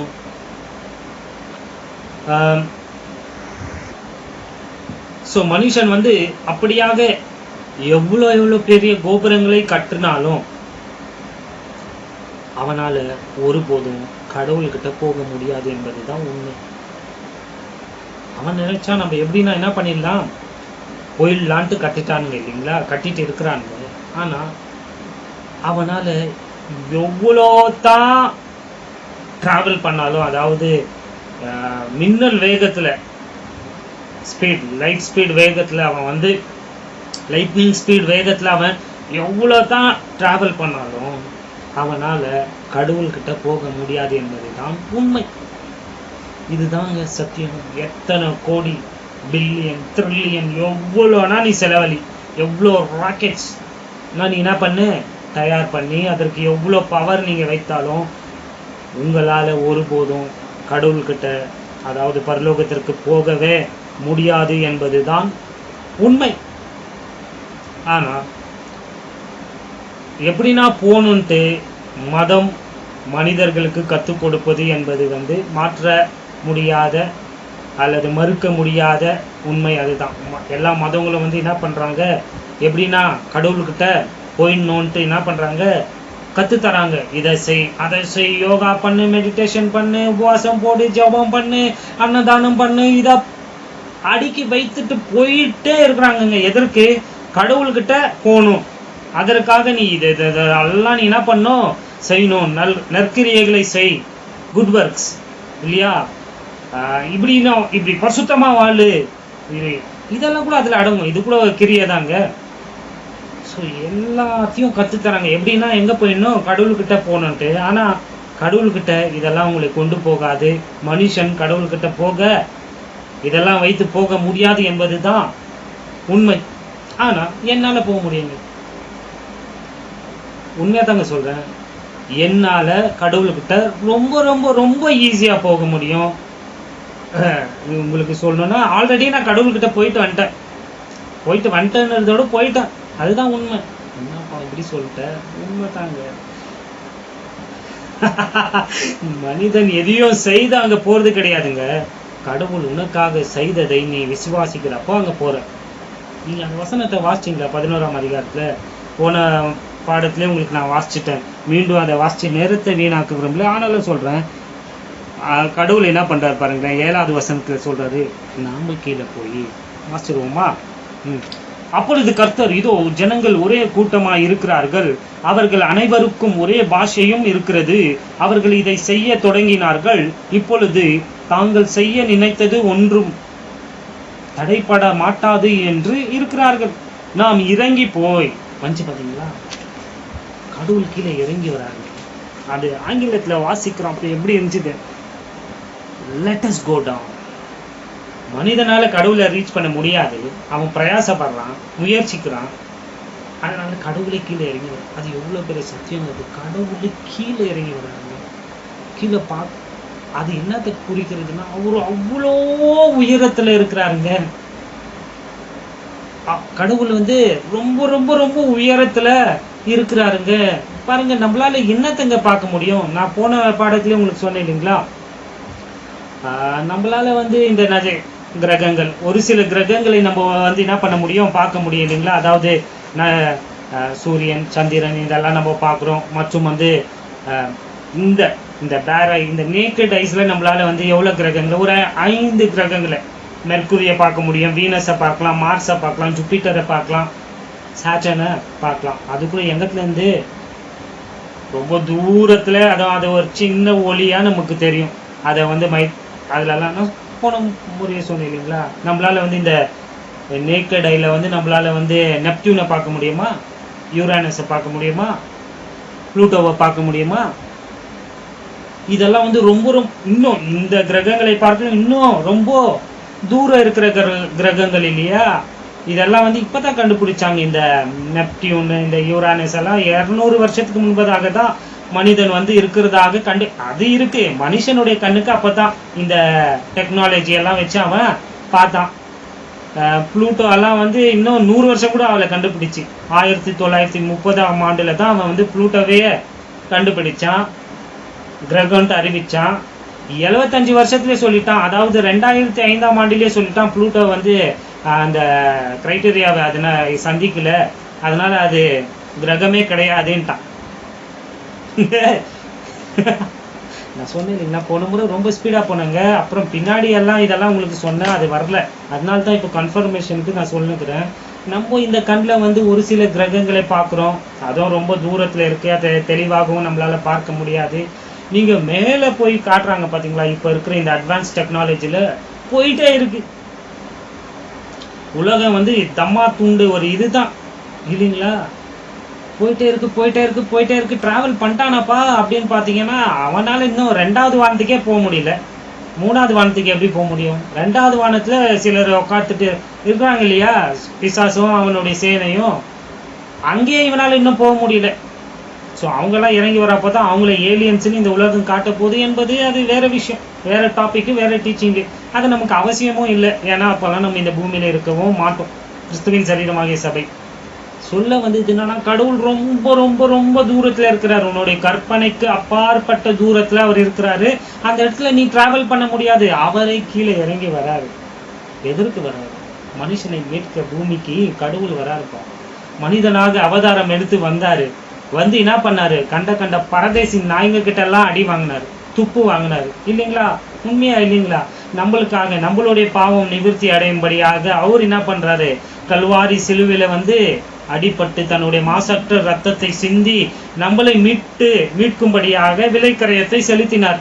இப்போ அவருடைய ரத்தத்தினாலதான் நமக்கு பாவ மன்னிப்பு உண்டு, மீட்பு உண்டு.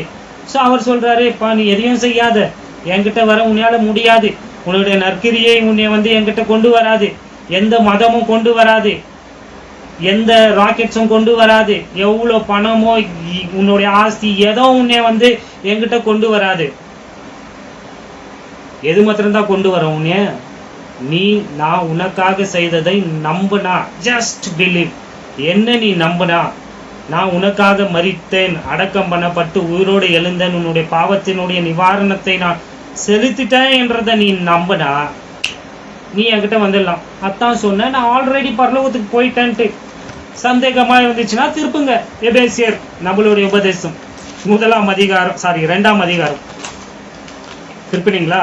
எஃபிஷியன்ஸ், இந்த எஃபெசல் நம்மளுடைய அப்போஸ்தலனாகிய பவுல் எழுதின நிருபம், எபேசியர் நிருபம் 2ஆம் அதிகாரம் வசனம் 6ஆம் வசனம் தமிழ்ல நினைக்கிறேன், ஆங்கிலத்துல, தமிழ்ல 7ஆம் வசனத்தை வாசிப்போம். அவருடைய மன்னிச்சுக்குங்க, கிறிஸ்து இயேசுவுக்குள் நம்மை அவரோட கூட எழுப்பி, பாக்குறீங்களா? எஃபிஷியன்ஸ் எபேசியர் நிருபம் 2ஆம் அதிகாரம் வசனம் தமிழ்ல 7, ஆங்கிலத்துல 6.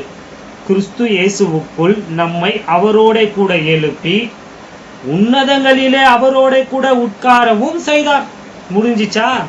அதுதான் சொன்ன, நான் எப்ப இயேசு கிறிஸ்துவை ஏற்றுக்கொண்டனோ ஆல்ரெடி என்னை கிறிஸ்துவோடு கூட பிதா எழுப்பி எங்க கொண்டு போயிட்டாரு, கிறிஸ்துவினுடனே கூட என்னை நான் பரலோகத்துல இருக்கிறேங்க. லிட்ரலா இந்த இந்த துணி போட்டுட்டு இருக்கிறேன்.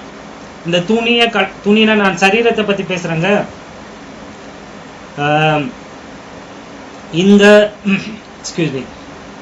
இந்த மாம்சத்தை நான் மறிக்கிற அப்போ இந்த மாம்சத்தை விட்டு என்னுடைய ஆவி வந்து எங்க போகுது, விளங்குங்களா இல்லைங்களா சொல்லுறது?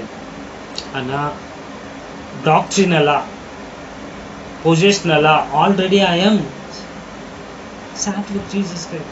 அங்க பரலோகத்துல கிறிஸ்துவோடு கூட நான் உட்கார்ந்து கொண்டு இருக்கிறேங்க.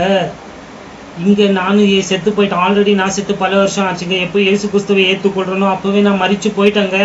அவரோடு மரித்து அடக்கம் பண்ணப்பட்டு நான் உயிரோடு எழுப்பப்பட்டேன் என்பது தாங்க உண்மை. இப்போ வாழுறது அது நான் கிடையாதுங்க, கிறிஸ்து எனக்குள்ள வாழ்ந்துட்டு இருக்கிறார், நான் கிறிஸ்துவுக்குள்ள அங்க இருக்கிறேங்க. அதனால தாங்க இங்க எழுதி போட்டு இருக்கிறேன், தெரியுதுங்களா இல்லைங்களா? In Christ, I am in Christ, நான் கிறிஸ்துவுக்குள்ள இருக்கிறேன். எனக்கு நியாய தீர்ப்பு கிடையாது, எனக்கு ஆக்கினை தீர்ப்பு கிடையாது, எனக்கு நரகம் கிடையாது. என்ன இந்த உலகத்துல இருக்கிற எந்த மனிதனாலும் எந்த சக்தினாலும் என்ன ஒருபோதும் எதுவும் செய்ய முடியாது. இந்த சரீரத்தை வேணும்னா காயப்படுத்தலாம், ஆனா என்ன இந்த ரியல் பர்சன் யாருங்க? பாடி ரியல் பர்சன் கிடையாதுங்க. இன்னைக்கு நிறைய பேர் தப்பா போதிப்பாங்க, கவனம் வச்சுக்கோங்க. இது வெறும் ஒரு வீடு தான், இது ஜஸ்ட் க்ளோத்துங்க, இது ஒரு துணிங்க. இது உண்மையான மனிதன் வந்து சரீரம் கிடையாது. உண்மையான மனிதன் வந்து ஆவியும் ஆத்மாவும் தான் உண்மையான மனிதன். சரீரம் மண்ணில் எடுக்கப்பட்டது, அது மண்ணிலே என்ன ஆயிடும், அழிஞ்சு போயிடும், புழு பிடிச்சி. ஆமாவா இல்லைங்களா? போயிடுங்க. ஆனா உண்மையான மனிதன் யாரு? ஆவி ஆத்மா. அதுதான் நான் ஆல்ரெடி அவரு கூட இருக்கிறேன். என்னெல்லாம் ஒன்றும் பண்ண முடியாது எந்த சக்தினாலும் சொன்னேன் இல்லைங்களா? இன்னைக்கு நிறையா வேற எங்கேயோ போகுது. ஆனா சொல்ல வேண்டியது சொல்லிடணும் இல்லையா? ஏன்னா இதெல்லாம் எழுதாதது ஆவியானவர் சொல்றாப்ப அது சொல்லிடணும் இல்லையா? ஏன்னா ஃபர்ஸ்டே ஒரு தடவை அடிபட்டுச்சு. இன்னைக்கு நிறைய பேர் கிறிஸ்துவங்க கூட பிசாசு பிடிச்சிச்சு. எப்படி பிடிக்கும்? போய் இங்க நமக்குள்ள யார் வாழ்றாரு? பரிசுத்த ஆவியானவர் நமக்குள்ள இருக்கிறாரு இல்லையா? அப்ப எப்படி அசுத்த ஆவி உள்ள வரும்? இன்னைக்கு நிறைய பாஸ்டர்ஸ் போதிச்சுட்டு உனக்குள்ள அசுத்த ஆவி இருக்கு. எப்படி இருக்கும்? இங்க ரெண்டு பேர் எப்படிங்க டுவெல் பண்ண முடியும்? உள்ள எப்படிங்க முடியும்? நிறைய பேருக்கு அதைத்தான் சொல்றது, டாக்டரினே அவங்களுக்கு தெரியல. கிறிஸ்தவ உபதேசம், கிறிஸ்துவின் சரீரமாகிய சபைக்கு கொடுக்கப்பட்ட உபதேசங்களே அவங்களுக்கு தெரியாத வாசத்தான் அவங்க வந்து எல்லாத்தையும் இந்த சௌ பாத்து மாதிரி போட்டு குழப்பிக்கிட்டு இங்க உள்ள கடவுள் வாழ்ந்துட்டு இருக்கிறாரு. எப்படிங்க அசுத்தாவி வரும்? பரிசுத்த ஆவியானவர் நம்மை விட்டு போகவே மாட்டாரு. யாருன்னா போயிடுவாருன்னு சொன்னாங்கன்னா அவங்களுக்கு சத்தியம் தெரியல. போயிருந்தெல்லாம் அது பழைய ஏற்பாட்டுல அவர் வருவாரு, அவர் வரும்போது ஒரு காரியத்தை செய்வார். இதெல்லாம் அடுத்த பாடத்துல இல்லை, 2ஆம் அதிகாரத்துல உங்களுக்கு போதிக்கிறேன். ஏன்னா எங்கேயோ போகுது டைரக்ஷன். பரிசுத்த ஆவியானவர் நமக்குள்ளே இருக்கிறாருங்க. அவர் தான் நம்மளுடைய அந்த இன்ஹெரிட்டன்ஸுக்கு கேரண்டி இல்லைங்களா, நம்மளுடைய சுதந்திரத்திற்கு அச்சாரமே அவர் தான். அவர் பழைய ஏற்பாடுலன்னா பாவம் செஞ்சா போயிடுவாரு, ஆனா நம்மளுக்குள்ள போக மாட்டாரு, ஆனா வருத்தப்படுவார், துக்கம். அதுதான் நம்ம வாசிக்கிறோம். பரிசுத்த ஆவியானவர் நீங்க என்ன பண்ணாதீங்க, துக்கப்படுத்தாதீங்க, அவரை ஹர்ட் பண்ணாதீங்கன்ட்டு அப்போஸ்தலனாகிய பவுல் சொல்றாரு. ஆமாங்க, படிச்சுக்கிறீங்களா இல்லையா? நமக்குள்ள பரிசுத்த ஆவியானவர் இருக்கிறாரு. அசுத்தாவி எப்படிங்க நமக்குள்ள வரும்? உண்மையாக ரட்சிக்கப்பட்டவங்களுக்குள்ள அசுத்தாவி வரவே முடியாது.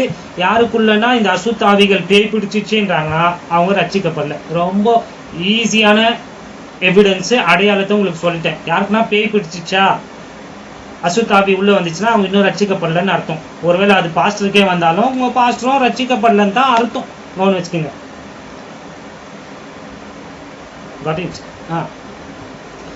எங்கெங்கேயோ நம்ம போகிறோம் தெரியுது, எதற்கு இதெல்லாம் சொன்னேன்ட்டு இப்போ நானே கொஞ்சம் ரீகேப் பண்ணோம்.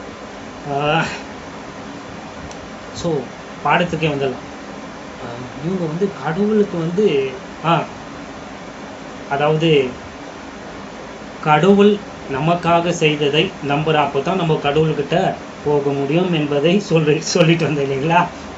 சரி, பாடத்திற்கு. ஸோ கடவுளே கீழே இறங்கி வராருங்க இவங்க கட்டுற அந்த கோபுரத்தை பார்க்க. ஸோ இவங்க கோபுரத்தை கட்டி எப்படின்னா நம்ம பரலோகத்தை ரீச் பண்ணிட்டு அங்கே கடவுளை நம்ம என்ன பண்ணிடணும், பள்ளி வாங்கிடணும்ன்ட்டு கட்டிகிட்டே இருக்கிறானுங்க. இதுதான் அவங்களுடைய நோக்கம்.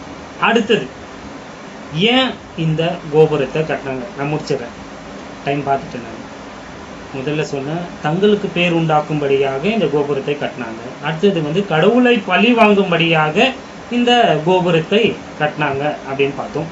இப்போ மூன்றாவதாக ஏன் இந்த கோபுரத்தை அவங்க கட்டினாங்கன்னா அவங்க சாகா வரத்தை பெறுவதற்காக, அழியாமையை அடைவதற்காக, டு அட்டைன் இம்மார்டாலிட்டி, அதாவது சாகா வரம்.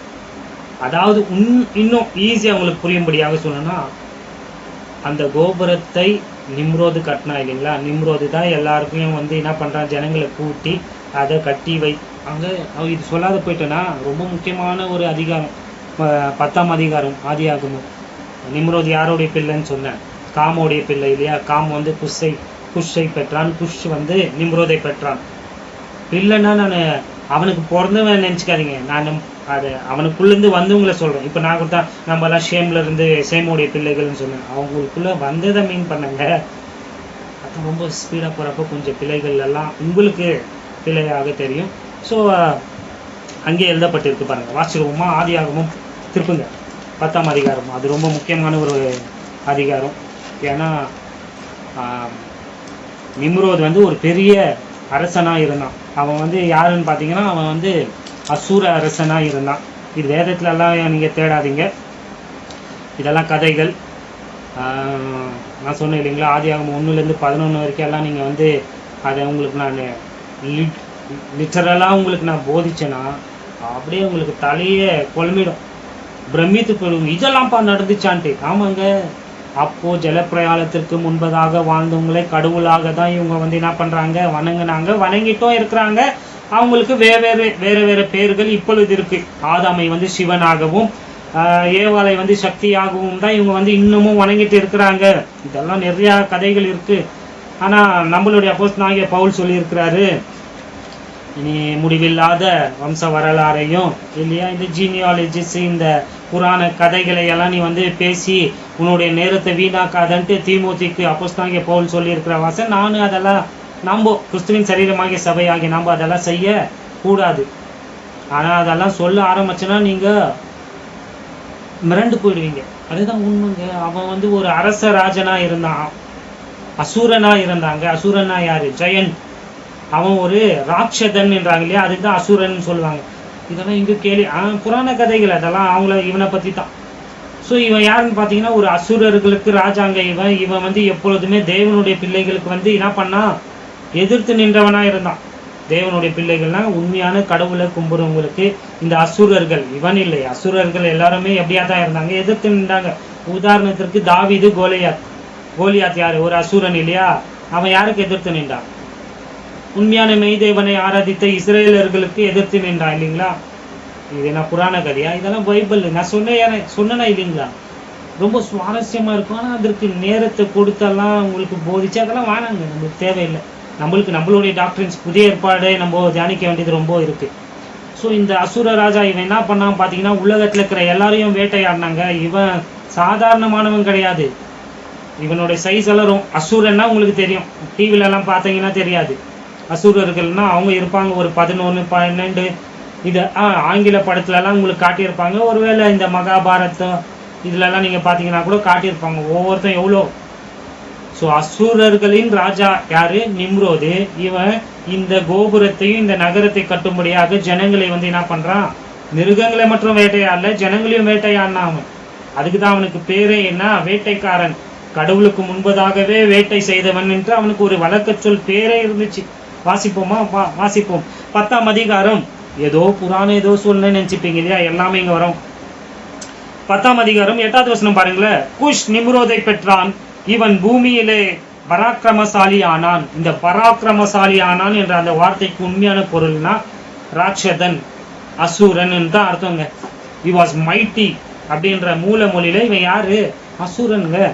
ஸோ இந்த அசுரன் இவன் கர்த்தருக்கு முன்பாக பலத்த வேட்டைக்காரனாய் இருந்தான். ஆகையால் கர்த்தருக்கு முன்பாக பலத்த வேட்டைக்காரனை நிம்ரோதை போல என்னும் வழக்க சொல் உண்டாயிற்று. சீனையார் தேசத்தில் உள்ள பாபேல், ஏரேக், ஆகாத், கல்னே என்னும் இடங்கள் அவன் ஆண்ட ராஜ்யத்திற்கு அஸ்தி ஆதிஸ்தனங்கள். இவன் யார்? அப்போ ராஜா. நான் தான் சொன்னேன், அசுரர்களின் ராஜாங்க இவன்.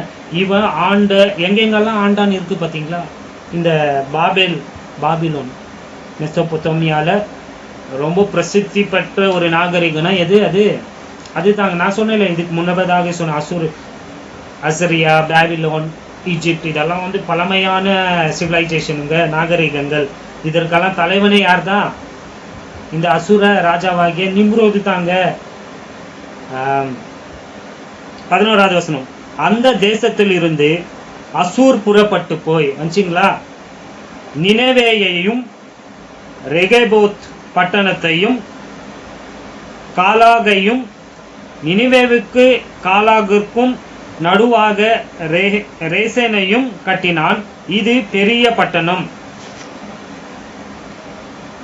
போதும், அது வரைக்கும் போதுங்க, 12வது வசனம் வரைக்கும்.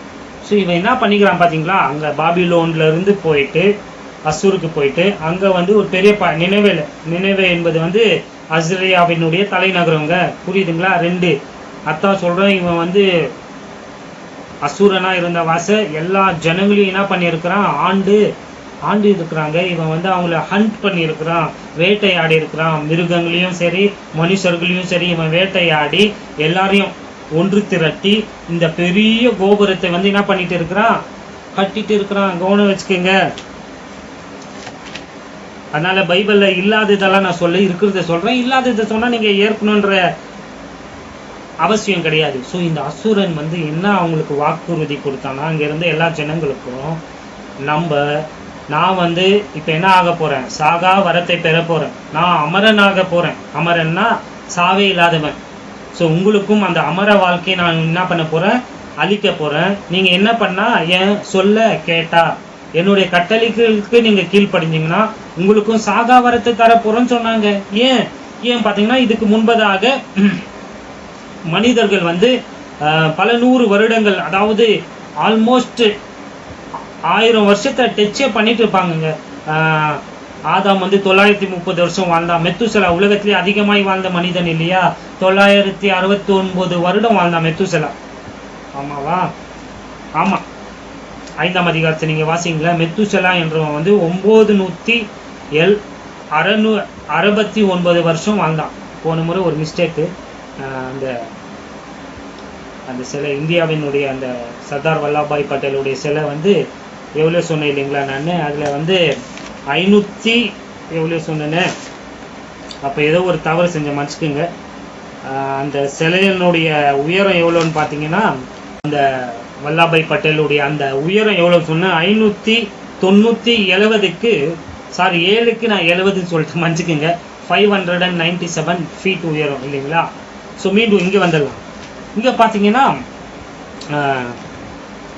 மனிதர்கள் வந்து ஒரு நீண்ட ஆயுள், அதாவது 900 வருஷம் 969 வருஷம்லாம் மனுஷன் வாழ்ந்திருக்கிறான் ஜலப்பிரயாணத்திற்கு முன்பதாக.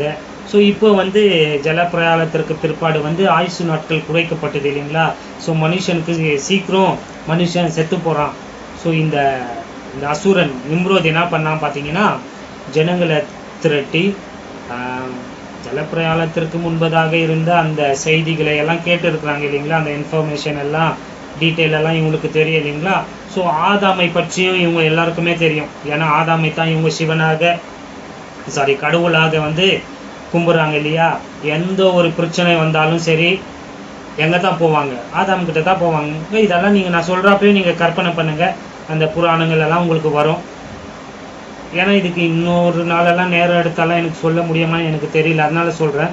எது ஒரு பிரச்சனை இருக்கட்டும்ங்க, யார்கிட்ட தான் போவாங்க பார்த்தீங்கன்னா, ஆதாம் ஏவாள்கிட்ட தான் போவாங்க. ஏன் பார்த்தீங்கன்னா அவங்க தான் உலகத்தில் கடவுளாலும் படைக்கப்பட்ட முதலாவது நபர்கள் இல்லையா. ஆதாமை வந்து ஆண்டவர் டைரக்டாக படைத்தார், ஏவாளை வந்து ஆதாமுக்குள்ளேருந்து எடுத்து படைக்கப்பட்டவள். ஸோ ஆதாம் ஏவாள் வந்து அப்பொழுது வாழ்ந்த ஜனங்களுக்கு கடவுளாக தான் அவங்கள வந்து இவங்க எல்லாம் பார்த்தாங்க. எந்த ஒரு பிரச்சனை இருந்தாலும் சரி அவங்க எல்லாரும் யாருக்கிட்ட தான் போவாங்கன்னு பார்த்தீங்கன்னா, ஆதாம் ஏவாள் கிட்ட தான் போவாங்க. ஏன்னா அதற்கு தீர்வு கூட பார்த்தீங்கன்னா ஆதாம் ஏவாள் கிட்ட தான் இருந்தது.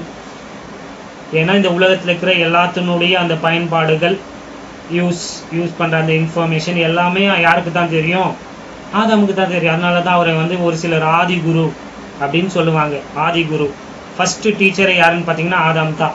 இந்த தாவரங்களில் இதெல்லாம் இருக்குது, இந்த மருத்துவங்க இதெல்லாம் இருக்குது, பயன்பாட்டுகள் எல்லாமே மனுஷனுக்கு எந்த ஒரு நோய் வந்தாலும் சரி, அல்லது ஒருத்தன் இன்னொருத்தனை அடிச்சுக்கினாலும் சரி, ஒரு கூட்டம் இன்னொரு கூட்டத்தை அடித்தாலும் சரி, எல்லாத்துக்குமே தீர்வுக்கான யாருக்கிட்ட போனாங்க பார்த்தீங்கன்னா ஆதாம் கிட்ட தான் போனாங்க. ஆதி குருன்னு நான் சொல்கிறேன், அவர்கிட்ட தான் போனாங்க. அவர் தான் எல்லாருக்குமே அந்த தீர்வுகளை வந்து என்ன பண்ணார், கொடுத்தாரு. ஸோ இந்த ஆதாமுக்கும் இந்த அசுரர்களுக்கும் வந்து பெரிய யுத்தங்கள் எல்லாம் வந்து நடந்திருக்கு. இதெல்லாம் பைபிளில் இல்லை, நான் புராணத்துலேருந்து உங்களுக்கு சொல்லினுக்கிறேன். பைபிளை போய் தேடிட்டு இருக்காதீங்க. ஆதி ஆகமத்தில் இதெல்லாம் சொல்லப்படலை. சொல்லியிருந்தால் பைபிளை யாரும் தூக்க முடியாதுங்க. 930 வருஷம் ஆதாம் என்ன பண்ணியிருந்தாரு, குழந்தைங்களை மாத்திரம் பெற்றுட்டு இருந்தாரா? நிறைய பேர் அப்படி தான் படிக்கிறப்போ காமெடியாக இருக்குங்க. 930 வருஷம் இந்த பூமியில் ஒரு மனுஷன், முதல் மனுஷன் ஆதி யோகி என்று அழைக்கப்படுகிற கடவுளாக பார்க்கப்பட்ட அந்த மனுஷன் என்னென்னலாம் பண்ணியிருப்பாருன்ட்டு எல்லாம் எழுதுனா பைபிளை தூக்க முடியுங்களா? முடியாதுங்க. ஆனால் நான் சொல்கிறேன் கேளுங்க, மனிதர்களுக்கும் ராட்சதர்களுக்கும் பெரிய யுத்தங்கள் எல்லாம் சம்பவித்திருக்கு. அதெல்லாம் நீங்கள் புராண கதைகளில் நீங்கள் பார்க்கலாம். ஸோ ஆதாம் வந்து ஆண்டவரோடு எப்படி நடந்தான், மகாதேவன் அப்படின்ட்டு சொல்கிறாங்க இல்லையா, கடவுளுக்கு அவங்க அப்படி சொல்கிறாங்க. அவர் கடவுளோடு எப்படி மனுஷன் ஆதாம் ஏவாளும் எப்படி நடந்தாங்க, அந்த சுவாரஸ்யமான விஷயங்கள் எல்லாம் வந்து ஆதாம் வந்து மனுக்குலத்திற்கு சொன்னான். எல்லாத்தினுடைய பயன்பாட்டை சொன்னான்.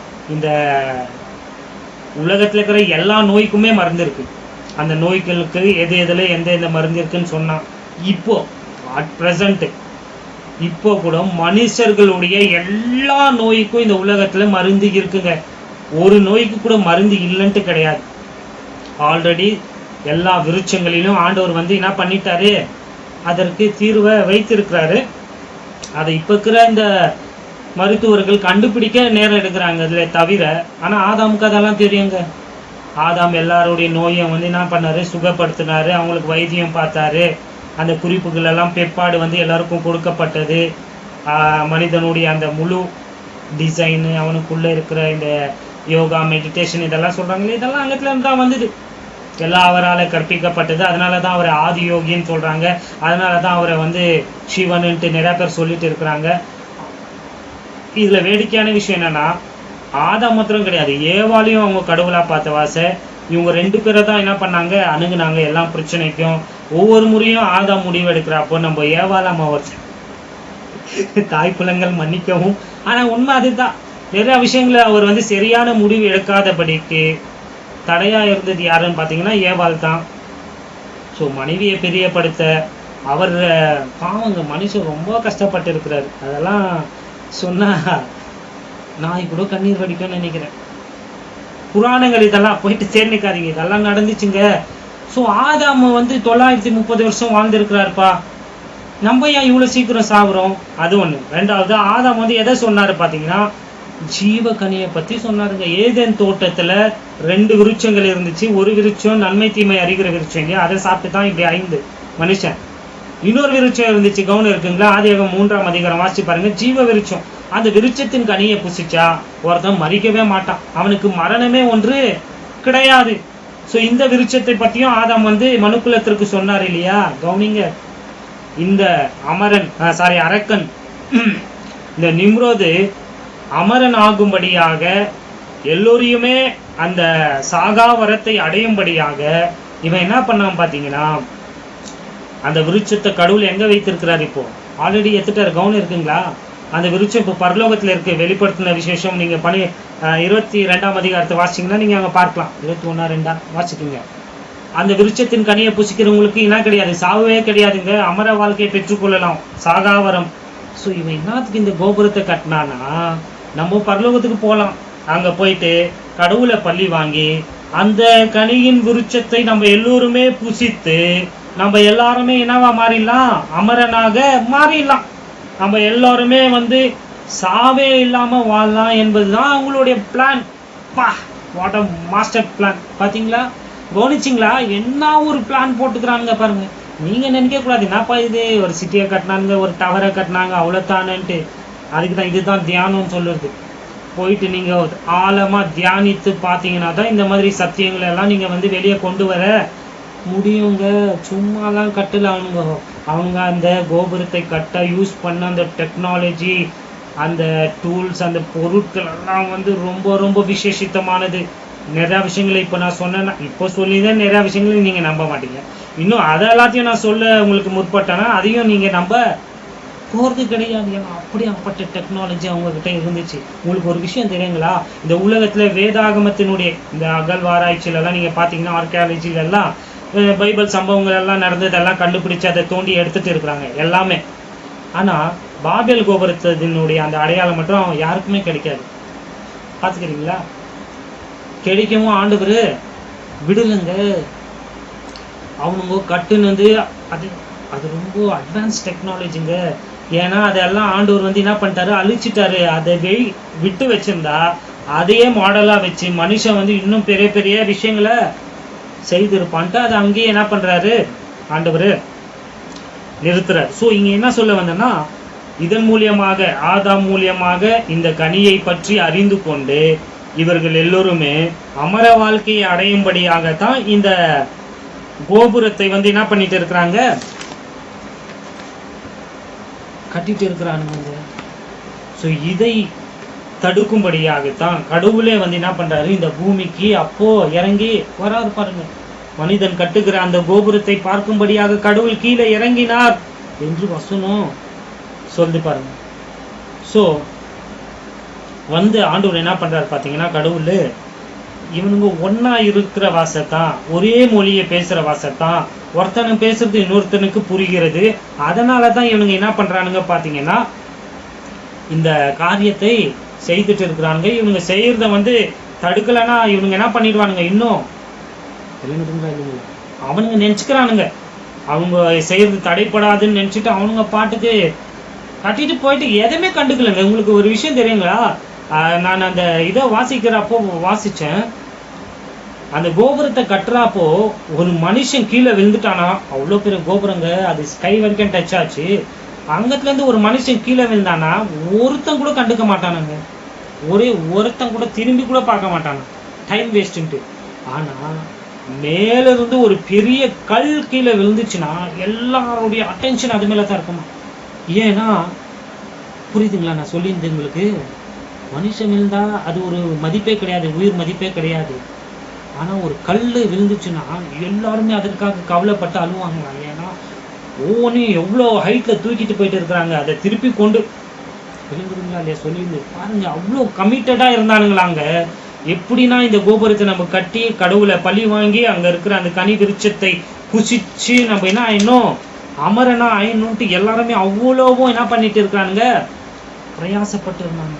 ஏன்னா அவங்களுக்கு ஒரே மனமும் ஒரே பாஷையும் ஒரே ஸ்பீச்சும் இருந்துச்சான், ஒரே ஸ்லாங். அது ஒரே பாஷைனா லாங்குவேஜ், ஸ்லாங்கு கூட ஒரே மாதிரி இருந்துச்சான். இருக்கா இல்லையா? ஸோ கடவுள் கீழே இறங்கி வராரு, இந்த ப்ராஜெக்டை தடுக்கணும் அப்படின்ட்டு அவர் கீழே இறங்கி அங்க தாங்க முதலா கடவுள் என்ன பண்றாருன்னா மொழிகளை பிரிக்கிறார். இந்த இடத்துல ஒரு விஷயத்தை நான் சொல்ல விரும்புறேன். மொழிகளுக்கு ஆத்தரே கடவுள் தாங்க. God is the author of languages. புரியுதுங்களா இல்லைங்களா? உலகத்துல மொழி அப்போ வந்துச்சு இல்லைங்களா, அந்த மொழிகளுக்கு, அந்த மொழியிலிருந்து தான் நிறைய மொழி பிரிஞ்சு வந்துச்சு வளர்ந்துச்சுன்னு சொன்னா கோவப்படுறாங்க. ஏதோ ஒரு 1000 வருஷம் இவங்களுக்கு ஒரு இது இருக்கிற வாசை இல்லைங்களா. அதே ஒரு ஸ்டார்டிங்ல சொன்னீங்கன்னா கை போட்டுக்குன்னு கேட்டு நிற்பாங்க. இப்போ இவங்களுக்குன்னு ஒரு ஹெரிட்டேஜ், இவங்களுக்குன்னு ஒரு வரலாறு, இவங்களுக்குன்னு இவ்வளோ ஆண்டுன்ட்டு இருக்கிற வாசை. நாங்கள்லாம் உங்கள்லேருந்து வரல. எவ்வளோ பெரிய பிரச்சனை நடந்துச்சு இல்லையா போன மாதம். அதுக்கு முன்னாடி நான் சொல்லலாம்னு நினைச்சேன், வேற ஒருத்தர் சொல்லி மாட்டிக்கினார். அஃப்கோர்ஸ் நான் சொன்னாலும் இதெல்லாம் அவ்வளோ ரீச் ஆகாதுன்னு எனக்கு தெரியும். பட் உண்மைதான் இல்லைங்களா. மனுஷன் எங்குந்து தான், அதில் கூட அவனுக்கு எங்கள் மொழி தான், நாங்கள் எதில் இருந்தும் வரலன்னு ஒத்துக்க மாட்டேங்கிறான். ஆனால் அப்போது ஆண்டவர் சில மொழிகளை மனிதர்களுக்கு கொடுத்தார். He is the author of languages. இவங்க இந்த மொழி, இந்த மொழி தான் இந்த இடத்துல கோவம் இருக்கு சொன்னா இவங்களுக்கு. நிறைய அரசியலுக்கு அதெல்லாம் பேச வேணான்னு நினைக்கிறேன் நான். புரியுதுங்களா? ஸோ ஆண்டவர் அங்கே ஒருத்தன் பேசுறது இன்னொருத்தனுக்கு புரியல. ஸோ அந்த ப்ராஜெக்ட் அங்கேயே ஸ்டாப் ஆகுது. அந்த இதை கட்டுறதை அங்கேயே நிறுத்தப்படுதுங்க. நல்லா கவனம் வச்சுக்கோங்க இந்த இடத்துல நான் சொல்ற வார்த்தையை. அவங்க அந்த டவரை கட்டுறத என்ன பண்ணிட்டாங்க, விட்டுட்டாங்க. they left off. ஆங்கிலத்தில் சொல்றேன், they left off to build the city. அப்படின்னா அவங்க அந்த கோபுரத்தை கட்டுறத நிறுத்திட்டாங்கன்னா என்ன அர்த்தம்? they stop. எப்பவுமே ஒரு விஷயத்தை ஸ்டாப் பண்றாங்கன்னா அதை திருப்பி அவங்க ஸ்டார்ட் பண்ண அவங்களுக்கு என்ன இருக்கு, வாய்ப்பு இருக்குங்க. விளங்குதுங்களா? அவங்க கோபுரத்தை கட்டுறத நிறுத்திட்டாங்க. ஆனா மீண்டும் அந்த கோபுரத்தை மனிதன் கட்ட போகிறான். அதற்காக தான் இந்த உலகம் இப்ப என்ன ஆயிட்டு இருக்கு, ஆயத்தப்பட்டு கொண்டிருக்குங்க. மனிதன் ஒரே மொழி பேசுறாப்போ, ஒருத்தன் பேசுறது இன்னொருத்தனுக்கு புரியுறாப்போ தான் அந்த கோபுரத்தை சக்சஸ்ஃபுல்லா கட்டிட்டான் இல்லைங்களா. அங்க 2 விஷயம் இருந்துச்சு. ஒன்று ஒரே அரசாங்கம் இருந்துச்சு. அப்பொழுது இந்த உலகத்துல ஒரே அரசாங்கம் தாங்க இருந்துச்சு, ஒன் கவர்மெண்ட். ஓகேங்களா? இன்னொன்னு ஒரே மதம் இருந்துச்சு, one religion. One government, one religion அப்போதைக்கு இருந்துச்சு. அதை தான் ஆண்டவர் என்ன பண்ணாரு, அங்கத்துல இருந்து அவங்கள அடிச்சு துரத்திட்டாருங்க. அந்த மொழிகள் எல்லாம் பிரிச்சு அங்கத்துல இருந்து அவங்கள துரத்திட்டாரு. அதை கட்டுறதை நிறுத்திட்டாங்க இல்லைங்களா. அதனாலதான் அந்த ப்ராஜெக்ட் நிறுத்தப்பட்டது. மனுஷன் போன இடத்துல எல்லாம் அவனுக்குன்ட்டு ஒரு நாகரிகத்தை ஏற்படுத்தினா, அவங்களுக்கு கடவுள்ல எது பட்டுச்சோ அதை வணங்கினாங்க இல்லைங்களா. அது அப்புறம் இப்போ திரும்பி மனுஷன் அந்த அமர வாழ்க்கையை பெற்றுக்கொள்ள, அந்த சாகா வரத்தை பெற்றுக்கொள்ளும்படியாக, கடவுளை பழி வாங்கும்படியாக மீண்டும் அந்த கோபுரத்தை, பாபேல் கோபுரத்தை கட்ட போறான்ட்டு வெளிப்படுத்தின விசேஷத்துல எழுதப்பட்டிருக்கு. ரொம்ப ரொம்ப சுவாரஸ்யமான பாடம். ஆனா அப்பெல்லாம் நம்ம இருக்க மாட்டோம், அது நமக்கு இல்லை என்ற வாசதான் நான் போதிக்கல. டைம் கழிச்சா உங்களுடைய அறிவுக்காக வேணும்னா அதை நான் போதிக்கிறேங்க. மனுஷன் திருப்பி ஒன்று கூட்டிட்டு இருக்கான். கவனிச்சிங்களா இல்லைங்களா? ஒருத்தன் பேசுறது இன்னொருத்தனுக்கு புரியாது இருந்துச்சு இத்தனை 1000 வருஷமா. ஆனா இப்போ ஒருத்தன் பேசுறது இன்னொருத்தனுக்கு புரியுது. புரியுதா இல்லையா? புரியுது. டிரான்ஸ்லேஷன், ஏஐ, ஆர்டிபிஷியல் இன்டெலிஜென்ஸ், ஒரே நீ என்னன்னா பேச அது மொழிபெயர்த்து குத்துரும். ஆமாவே இல்லைங்களா? பாத்தீங்களா டெக்னாலஜி.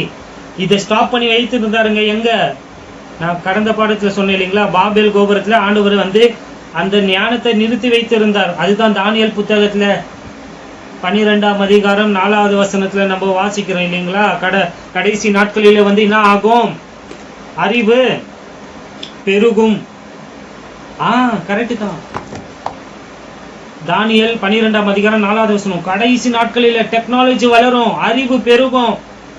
இதுதாங்க வெளிப்படுத்தின விசேஷமும் தானியேல் தீர்க்க தரிசன புத்தகம் ரெண்டுத்தையும் ஒப்பிட்டு நீங்க வாசிச்சீங்கன்னா அதுதான் உலகத்தினுடைய முடிவை சொல்லுதுங்க. அறிவாற்றலை தேவன் அப்போ இருந்த அந்த அறிவாற்றலை வந்து ஆண்டவர் என்ன பண்ணி வைத்திருந்தாரு? தடுத்து வைத்திருந்தாருங்க. அவர் தான் சொல்றாரு கடைசி நாளில வந்து அது பெருகும்.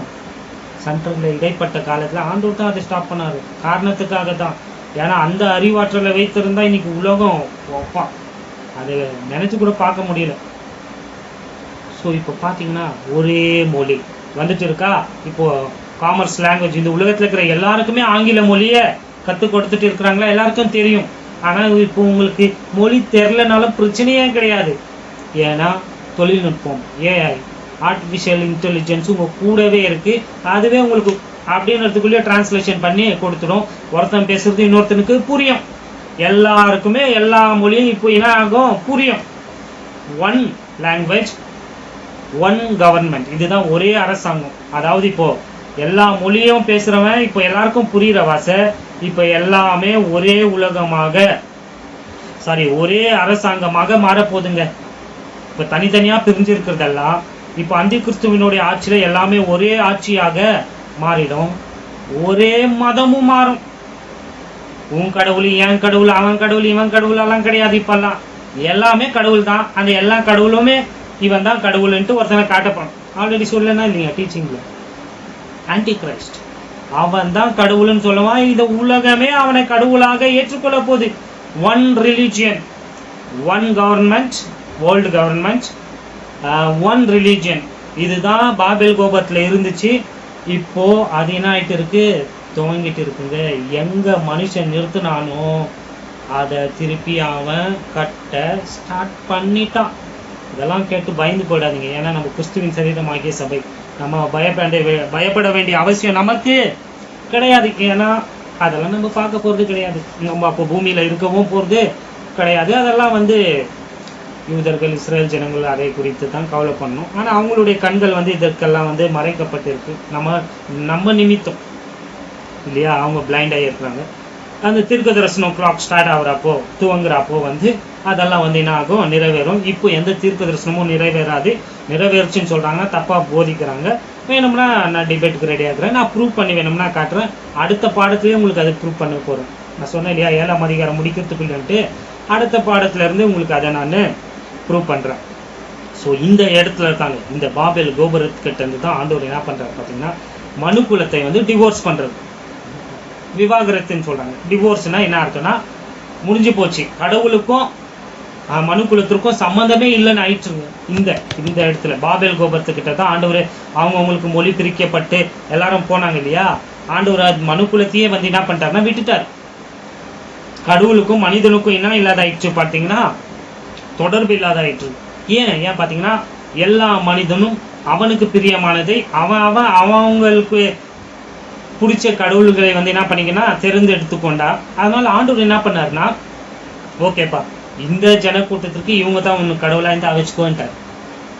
உங்களுக்கு இவங்க கடவுளா, சரி வச்சுக்கோன்ட்டார். இது புராண கதை இல்லை, இது பைபிள் இருக்குது. நிறைய பேர் தெரியுது இது இவங்கடா இருக்கு.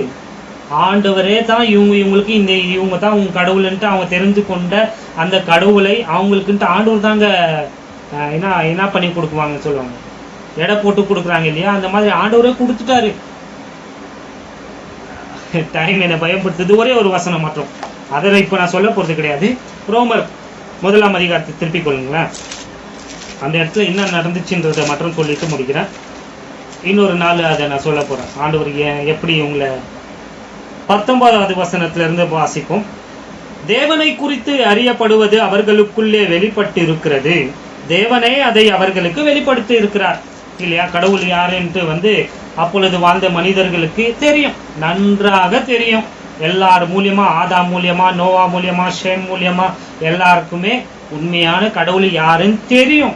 தெரிஞ்சேதான் அவனுங்க அவருக்கு எதிர்த்து நிற்கதான் இந்த கோபுரத்தையே கட்டினானுங்க.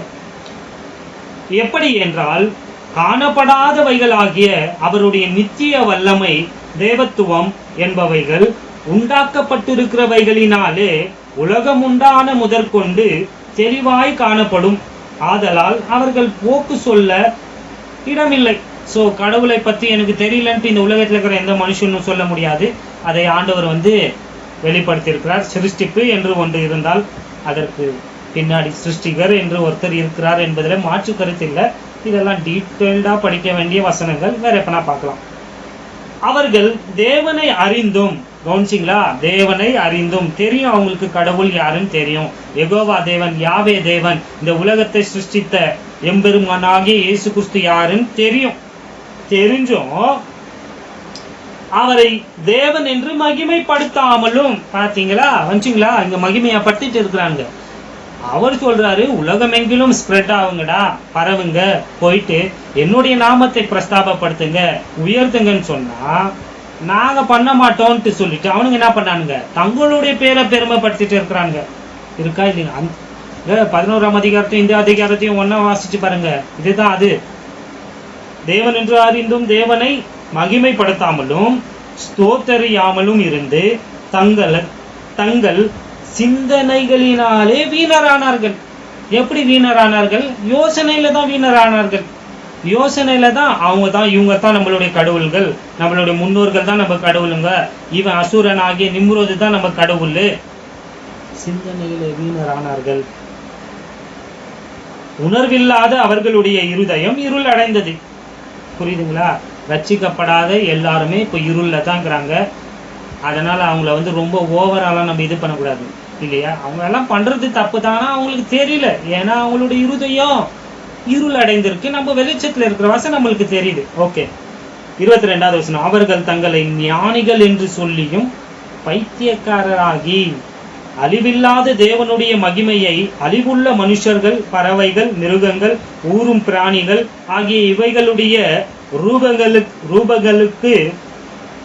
ரூபங்களுக்கு ஒப்பாக மாற்றினார்கள்.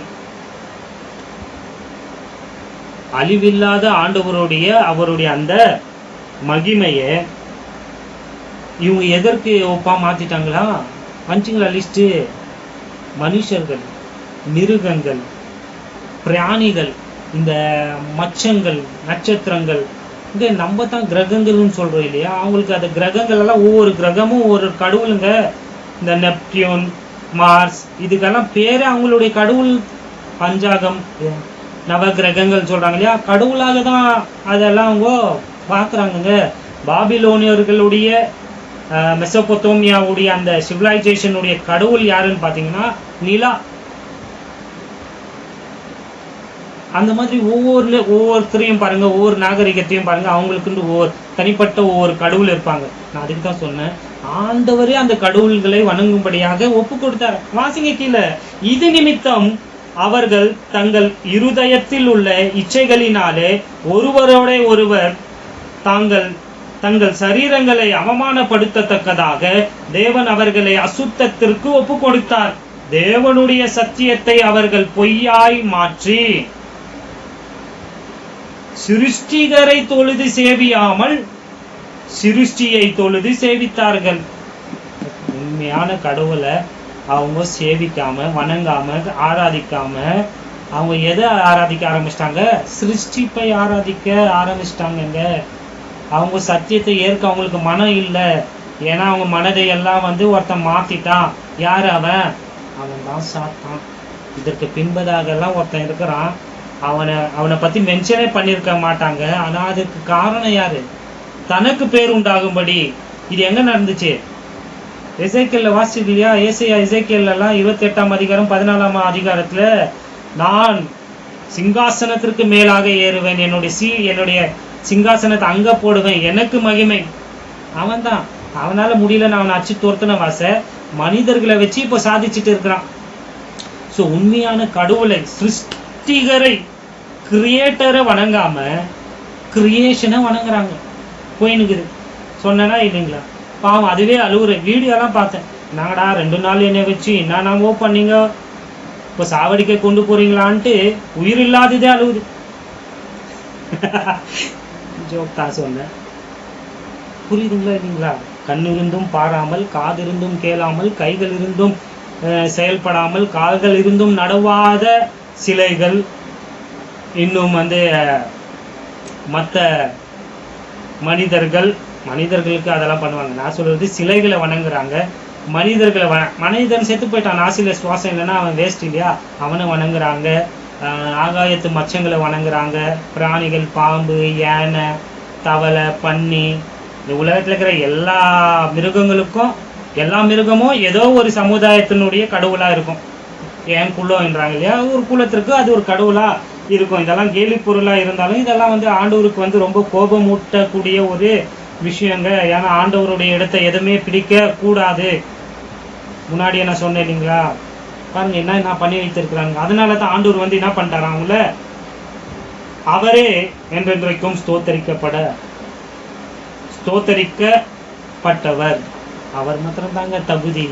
அவருக்கு மாத்திரம்தான் எல்லா ஆராதனைக்கும் தகுதி உள்ளவர். பாத்திரர் யார் தான்? கடவுள் மாத்திரமே, அதாவது சிருஷ்டிகர் மாத்திரமே. மற்ற யாருமே துதிக்கும் கனத்திற்கும் பாத்திரர்கள் அல்ல. அவங்கள வணங்காதீங்க, துதிக்காதீங்கன்ட்டு அதுதான் நாங்கள் சொல்கிறோம்.